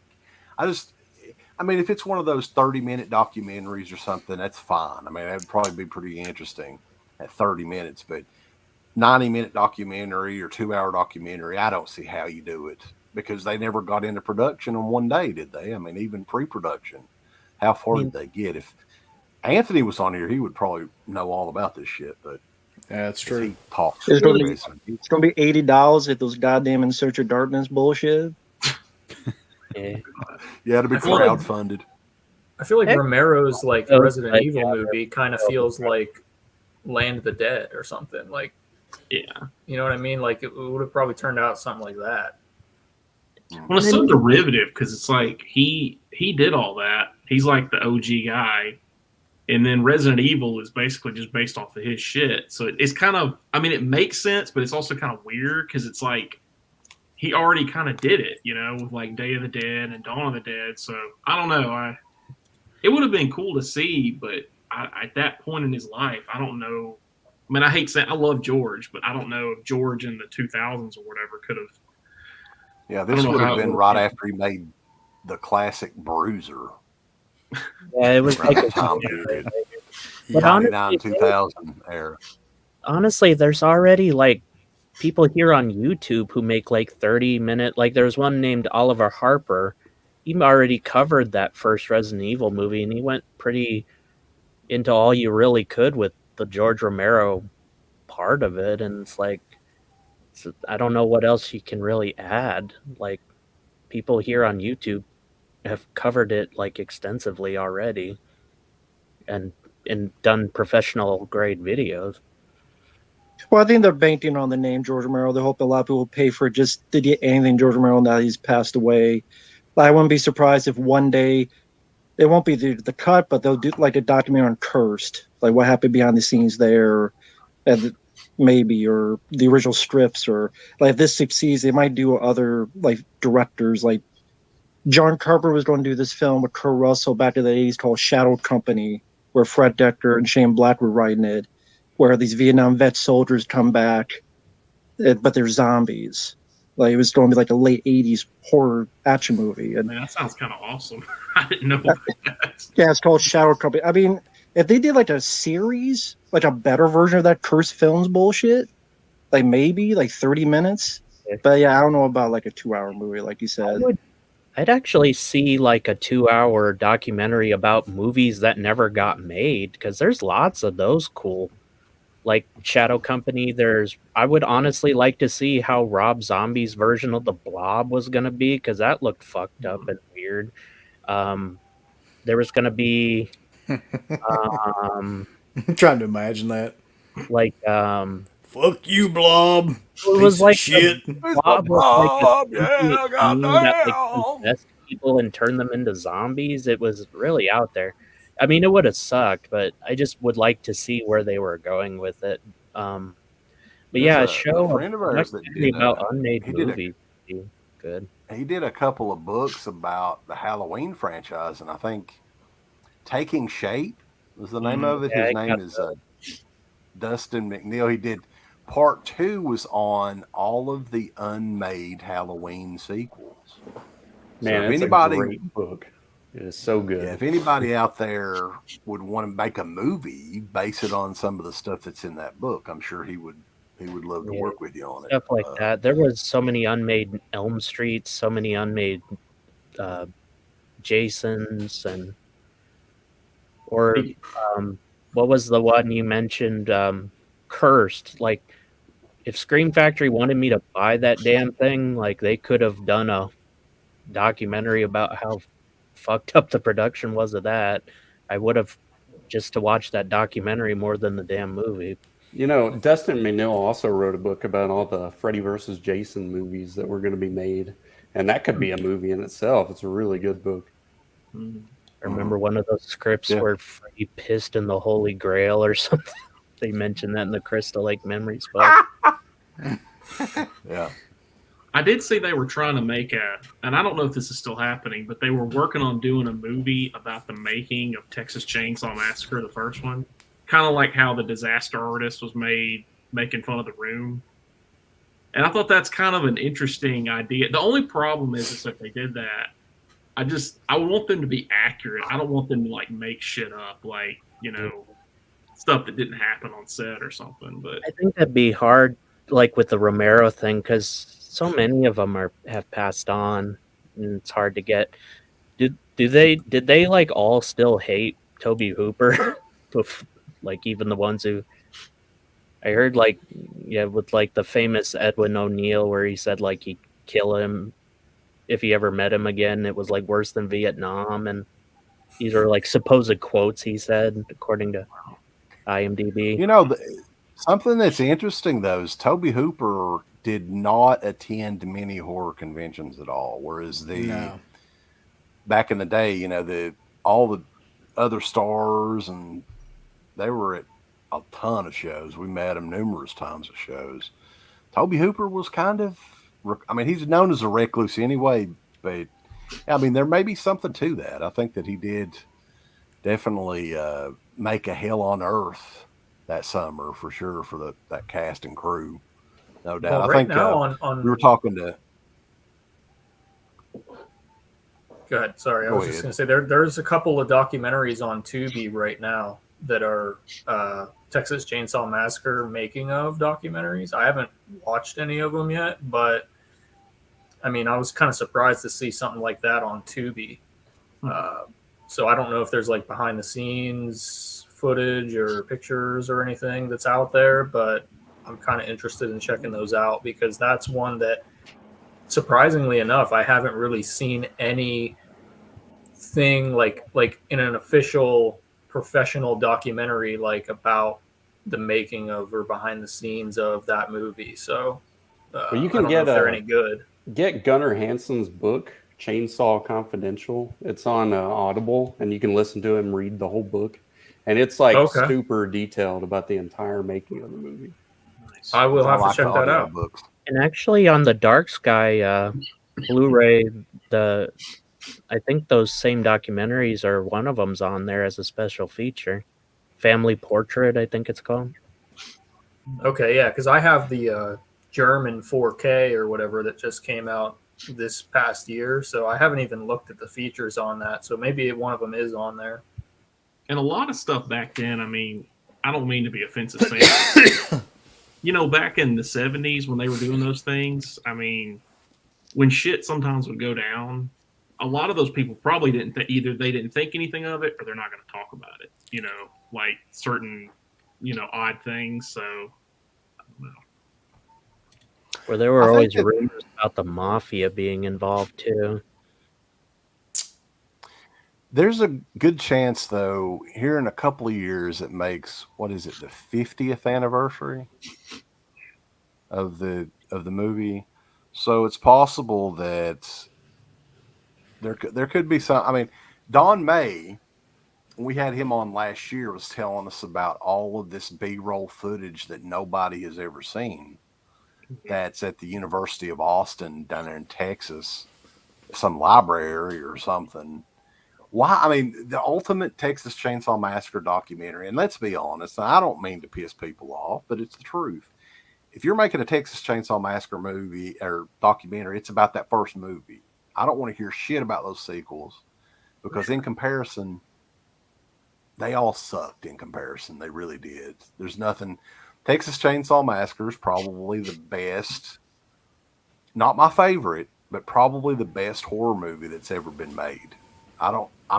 It's not easy for me to say, but I mean, there is not another film that has been copied, attempted to been copied, that there's so many stories from, that everything started, you know, especially that boom from the 80s, it started with that movie, really. So I think that, yeah, the deluxe treatment as far as a big 2-hour documentary on the movie, I think somebody needs to put it together for the 50th anniversary for sure. Lightning in a bottle for sure. It's perfect. You know, though, they really don't make movies like that. I mean, in terms of the way they made that movie anymore. That time period in the 70s where guys like, you know, Coppola and Friedkin and Hooper and Argento and all those guys were going out and making these movies. I mean, what made those movies so great was the fact that they tried to make them as real as humanly possible. I hate to say this, but was the fact that they put people's like lives at risk to make them, and like the situations were real and the stakes were like really, really high, and you just never will see anything like that again now. I mean, just for obvious reasons, but it made the best films. That's why I love listening to Friedkin talk, because he's just blunt about everything. He's like, oh yeah, we did this, we did that, and I probably shouldn't have done that, but what the hell, I did it, and I got the shot. So that's pretty much. That's the best kind of filmmaking you could ask for, I think. Yeah, it's a lost art. Yeah, it's hard to beat that or Jaws, like that original Jaws. That's like top for me. Jaws is my top pick, or Psycho. Halloween. Yeah, Halloween is probably my favorite, but I don't know. It's tough. Like all those movies are classics, so. Fucking ruined Jaws by putting it in 3D. And Jaws, honestly, like, and I've said this before, I just see Jaws as a great movie. I don't even classify that really as a horror movie. I don't either.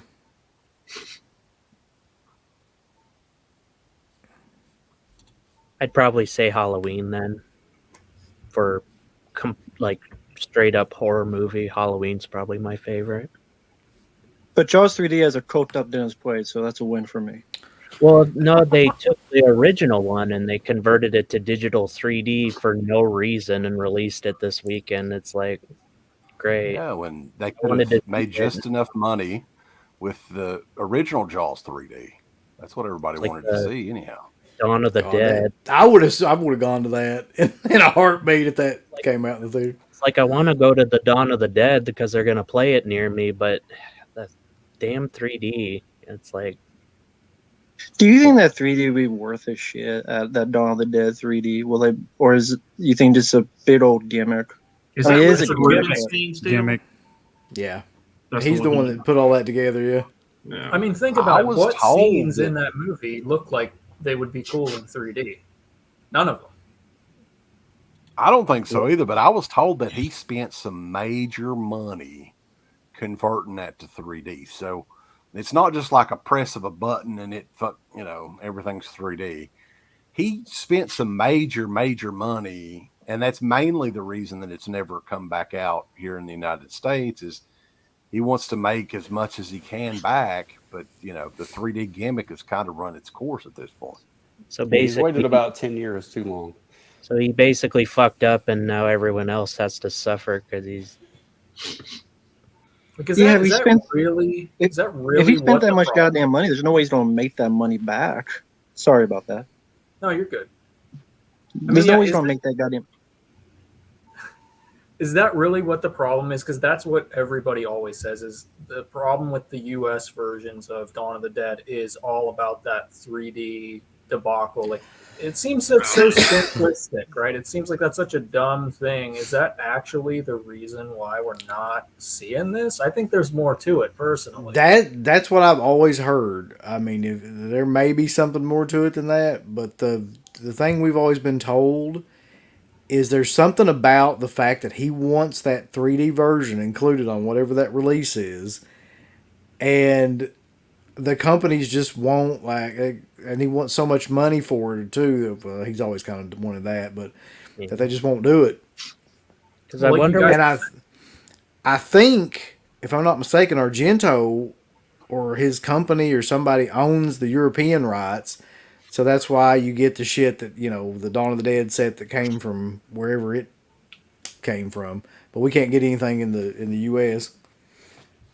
Every time I've watched Dawn of the Dead, I've always thought, this is a perfect movie, except it needs to be in 3D. That would really put it over the top. That's what I'm saying. Yeah, like, what exactly. scene in the movie looks like it would be cool in 3D? Like, that's not a movie that I look at ever and think I need to see like a little bit more of a dimension to this. Like, it's like saying Ross's face in 3D.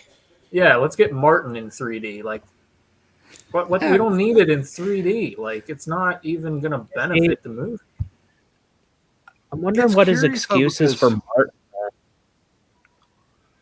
Well, Martin at least is coming out. Second Sight's doing Martin, so it's coming out probably early next year.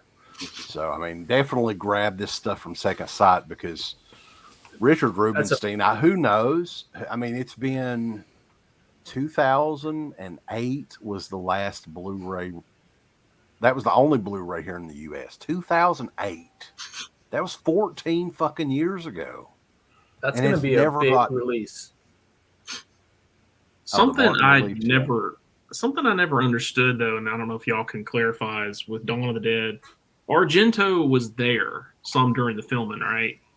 So, has anyone ever said, did he film any scenes, or was he just kind of hanging out like, hey, I want to see your dailies type thing? Or he financed it, right? Yeah, I mean, that was my understanding, is that he just was kind of like a producer. Like, he didn't really have anything to do with the direction of any of the scenes or anything. I know that Romero stayed with him for a while he was writing it and coming up with a lot of the ideas for it. And it was basically Argento's idea to get him back after he had all those bombs, during the period after Night of the Living Dead, to get him back to the status that he was at. But I don't think he had anything to do with the actual. He cut the Italian or the European cut of the film because apparently Europeans love shitty cuts of a film. But I mean, other than that, I don't think he had a lot to do with it. Take out this jokes. This is bullshit. We want to. If you ever try to watch that version, I'm just like, what the fuck? Like, it goes from one thing to the other thing with no explanation, and it's like you can't make heads or tails out of anything in that movie.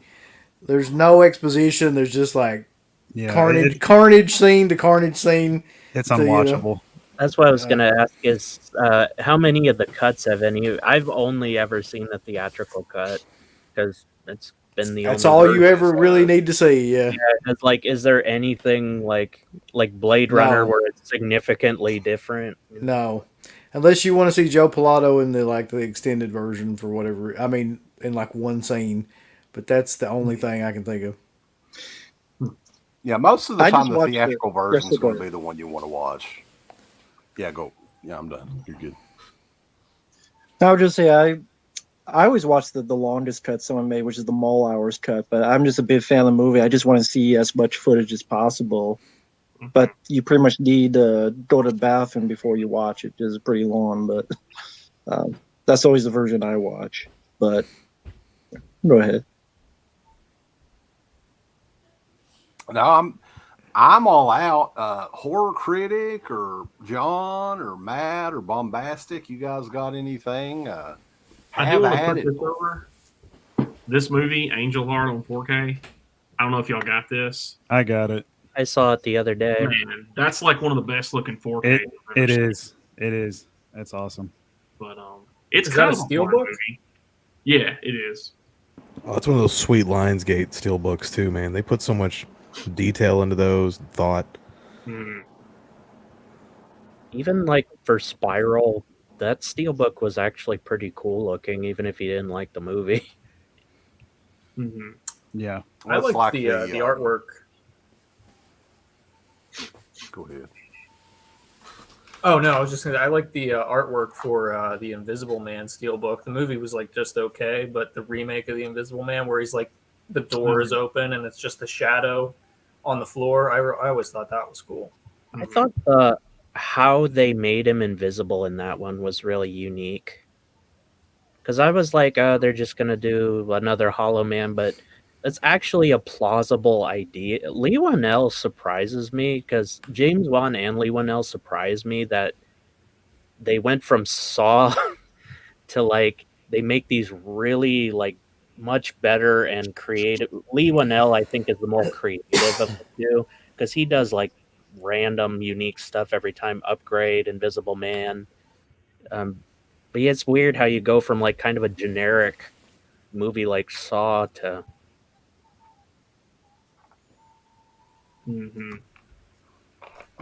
Is it a bad idea to bring up the Hellraiser situation? I mean, is anybody excited for that? Yes, it's a bad idea. I don't even know know franchises that are well past their fucking date. Hellraiser After Judgment, they could only go up, I would think, from there. But who knows? I'm thinking that's what I'm kind of hoping. That I'm hoping to be a little bit surprised by it because of such of a turn, with the look of the character, and I think going back to the book, it might have something to offer that, just past the, everybody raging about it being another franchise piece that doesn't need made, which I agree, but I think that maybe they're, with this turn that they're doing, I'm hoping that there's something valuable to it. I'm going to try to go in with an open mind is kind of all I'm saying. Yeah, low expectations. By Disney. Pinhead has a vag. That's the difference. That's it's gonna be hard. Well, is it? I thought it was a trans actor. I don't know. I don't really give a shit. I don't know why people give a shit about that stuff. Well, I didn't even know that. That first movie was like, I don't know.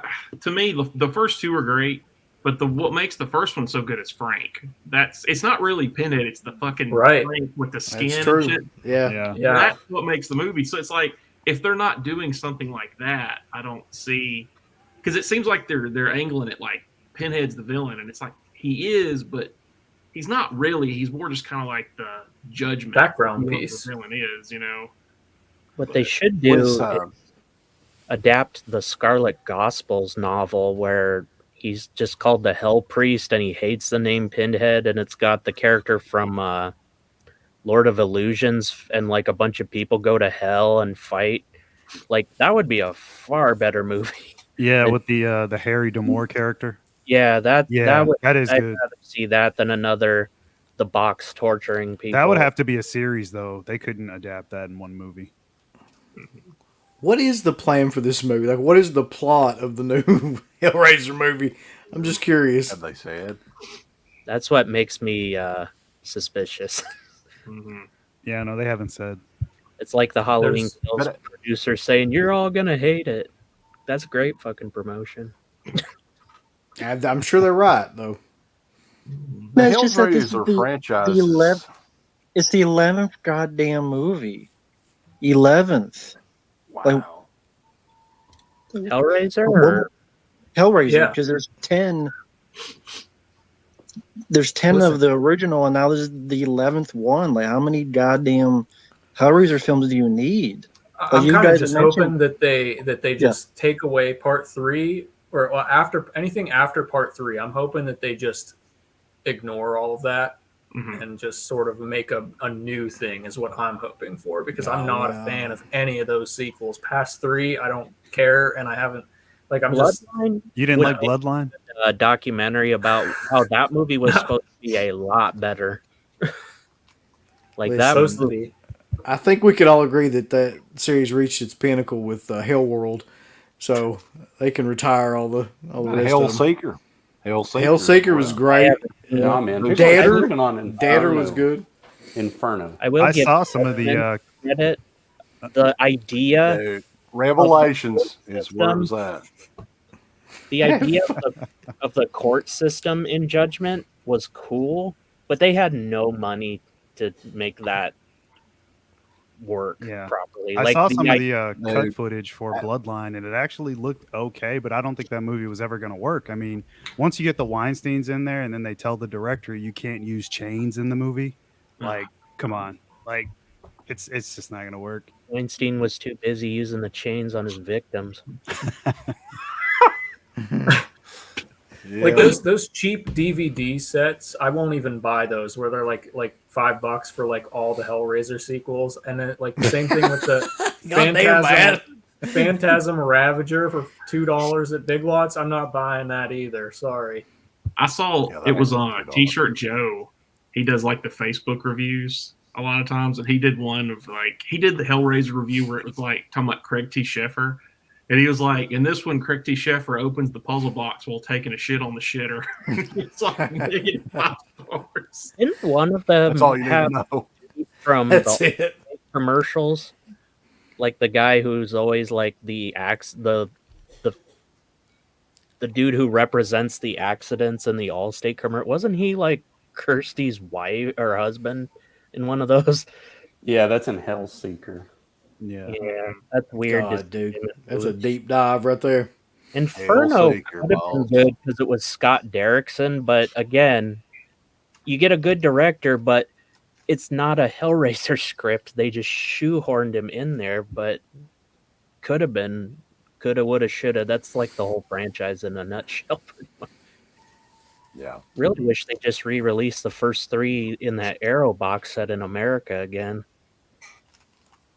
I think that's coming. I think that the 4K of the first 3 was supposed to be out this fall, but we haven't heard anything. And Reanimator's another one they've been working on, but no news yet. Maybe December. I'd be down for that. Yeah, I actually really like Hellraiser 3. Yeah, me too. Speaking of 4Ks, I actually got this in the other day.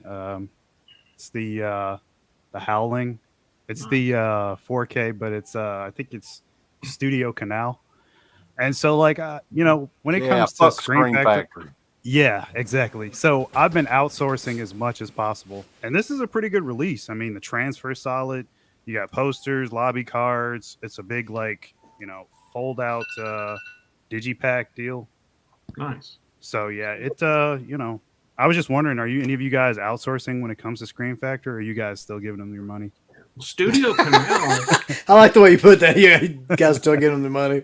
Studio Canal does a lot of their transfers, but I'm like you. I didn't know you could buy directly from them like that. I should start doing that because it's the same transfer, so you don't have to deal with the greasy shit or whatever. Right. Exactly. There's no outgassing. Yeah.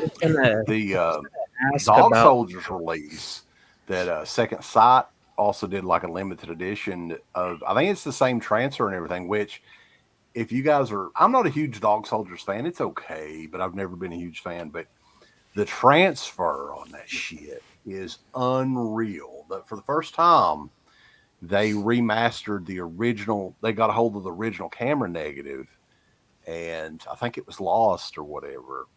But the Scream Factory version, of course, the audio is fucked up in some way. There's something messed up about it. So Second Sight the only way to go. If you can do Canal or Second Sight or any of those companies instead of Scheme Factory, I say go for it. I was gonna ask about the. Do you guys? Does it have? You have to have region-free players. I'm assuming, right? I don't. 4Ks are automatically region-free. Yeah. Because I have the Dawn of the Dead, but I can't play the special features on it. Do you guys like mod your players, or do they just sell them? You can buy them on Amazon. I mean, they're like $130-ish, but it's like that's like the cheap end. You can get like a 4K one, and they're a lot more expensive, but it's worth every penny. Because you can get stuff that's out of print overseas way cheaper. Yeah, because I didn't personally have an issue with the sequels and goalie sequels and stuff. But, I didn't personally have an issue with the outgassing thing, but yeah, I'm looking to more like Arrow, because like Arrow, like I want that Wolf of Wall Street for that big set, and yeah, wallet. Been just looking for ways to. I got my region free player for about 125. You know, and that was from some random. It's like an electronics website, but they kind of specialize in sell. I can't remember the name of it. 2020 Electronics. It's something like that. It's got a number in the title of the website, but they have like coupons that are on the, like whenever you visit the site, there'll be like a coupon that pops up like every time for like 10% off or 20. And I think I got look mine up. for I think on this site they have like some of the more popular ones, and you can view them by most mine popular was like customer reviews and stuff like that. Yeah, it was like, it's like an LG one that I have. I don't remember the exact model number, but it was like one of the cheapest ones they had, and I've never had a problem with switching between regions on it or anything. So yeah, it's a good investment. Yeah. There's these like manuals online where you can take some models, and it's almost like a contra code or some shit. You like going to that was like really prevalent with DVD players. Like you could buy one at like Kroger. Like if you got like that little cheap ass DVD player at Kroger, like you could like type in a code, and like all of a sudden you could play anything on it. Mm-hmm. Yeah, I don't know how often that works. I think I on tried Blu-rays, it has to be a hard mod. Blu-ray players and 4K. Well, you'd think PlayStations would be region free by now, or able to, especially the PS5. Like you'd think that could, but yeah, it doesn't work. That's Sony. That's not going to happen. Yeah. Sometimes you get random that look foreign. Like I got like that Razorback from Umbrella. Like it says region free, but it plays in normal Blu-ray players. There's a lot of Arrows that's like that too. Yep. Awesome. And you have to start doing that. Yes, sir. Go ahead. I was just going to say though, if you're going to do, I think just for the Second Sight film releases, it's worth it to get a region-free player. Because, yeah, I mean, agreed. honestly, aside from maybe Arrow, I think that they're up there at the very top of all these companies. Yeah, I can't wait for the Hitcher when they get that out. Absolutely. Yeah, is there some kind of we were talking about Martin and stuff. Is there some kind of copyright problem with that too? Because that one in Fright Night Part 2. HBO is the problem. Yep. For now. So does that mean it's Warner Brothers? Yeah. I don't know, but I was told HBO they don't do anything with their catalog titles. So I mean, I guess it's their their division of Warner Brothers. They did Tales from the Hood. Except for I Tales like from Tales the from the Hood, man. Tales from the Hood rock. You gotta do that shit though with all these other companies. Just Stream Factory such so much ass that now they'll probably send you a case with an empty. That's probably what they'll be sending you. You open it up, there's nothing in there. I like what somebody said in the chat. Like, if you like to gamble, you'll love Scream Factory. You never know, like, what the fuck's gonna happen. Yeah, like, it's so true. Like, well, even with these Kino 4Ks, I'm starting to notice that Grease stuff I don't know. Maybe it's just because the 4K cases are dark colored, but yeah, the Kino ones, I'm noticing that grease in there. Like, and they have to replace discs. Like I got hard target, and then they fucked that up, and that's like the third time Kino's messed up too. It's just the type of plastic that they're using is different, I guess. I mean, you know what? I'm just glad that it doesn't have that cutout inside with the recycle logo. I hated those cases. They're like real flimsy. The Oh my god. Yep. It's Yeah, just the Eco- brand Jake Haley's elite. in here, boys. Y'all remember him? God damn. Got it, barf. It's just funny that Ebola syndrome became this big thing here because CK and Uncle Bill were discouraging me from getting it on that vinegar syndrome sale. They didn't want me to get creature and Ebola syndrome when I was chatting with you. Well, It is- we made a mistake with the Ebola syndrome. You should definitely. Yeah, we had no idea what we were in for. Yeah, if y'all are going to get Guys? Screen Factory, I would definitely stick with the steel books. Steel books don't seem to get the greasing thing, but still, I mean, they yet. I picked up the Child Play Steelbook at Best Buy. It was fine. Yeah. Yeah, but if you want the grease, go in with the slip covers and all that good stuff. But guys, yeah, we're at 2 hours. It's a work night. We try to stick straight to 2 hours, but if any of you guys have anything else real quick, we will go through it. But I appreciate it's been a fun discussion. Rambo, we appreciate you stopping by and hanging out and talking everything, boys. We talked everything tonight. Yeah, Winnie the Pooh, fucking everything in between. It's crazy out there. Be careful out there. It's crazy out there. It's a The crazy only thing I world. want to add is if any of you guys are, because I always see this in the chat, everybody's dying for that Trick or Treat release. It's on Region 2. So if you got a Region free player, go to Amazon UK or Amazon Germany. It's on Region 2. You can buy it.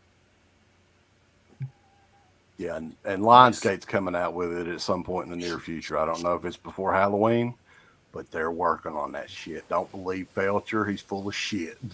Yeah, 100% guarantee it. Is that the 80s Trick or Treat? Yeah. Okay. That's another one I've been waiting for a long time. I always hear good things about it. I want to just thanks for having me on here. No problem, man. Anytime. We try to do these every month. So next I'll month, it's Rocktober. And I'll have we're definitely going to do something of some sort next month like this. So I'll try to have a but camera by then. yeah, get your camera fixed so we can see them big old titties you got. I don't know. Jesus. Got them big old It's late, folks. There ain't nobody on the YouTube police watching. Oh, God. With that, though, we appreciate Rambo again, man. It's unbelievable. All these guys that were on the message board, he's one of them that's fucking a YouTube sensation. Over 20,000 subscribers on YouTube, burning it up. I ain't jack And so shit.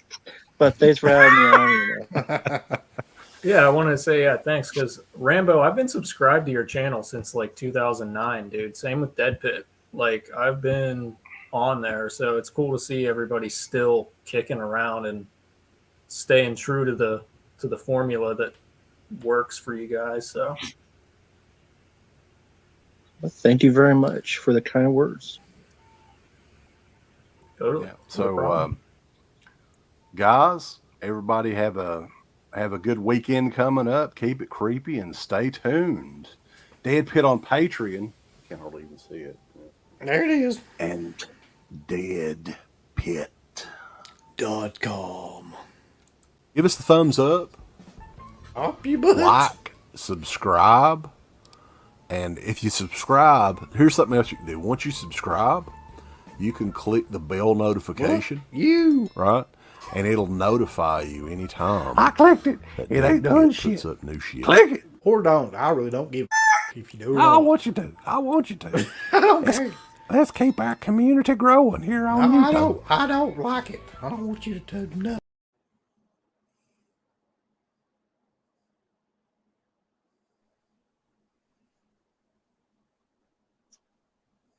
We're still alive.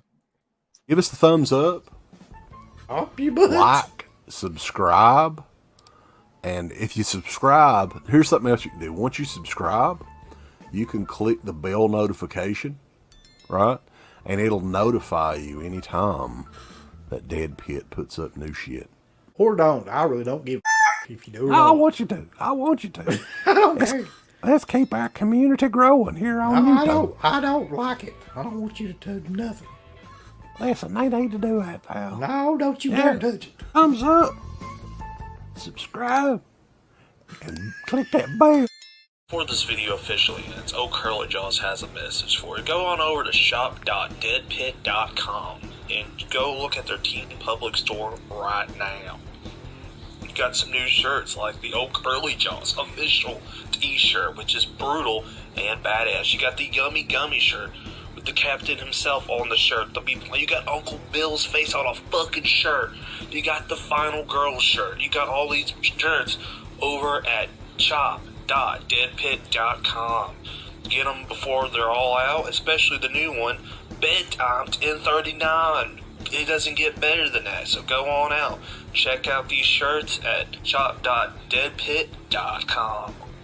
Go look at their Teen Public store. You're going to have a good old time. Get them all!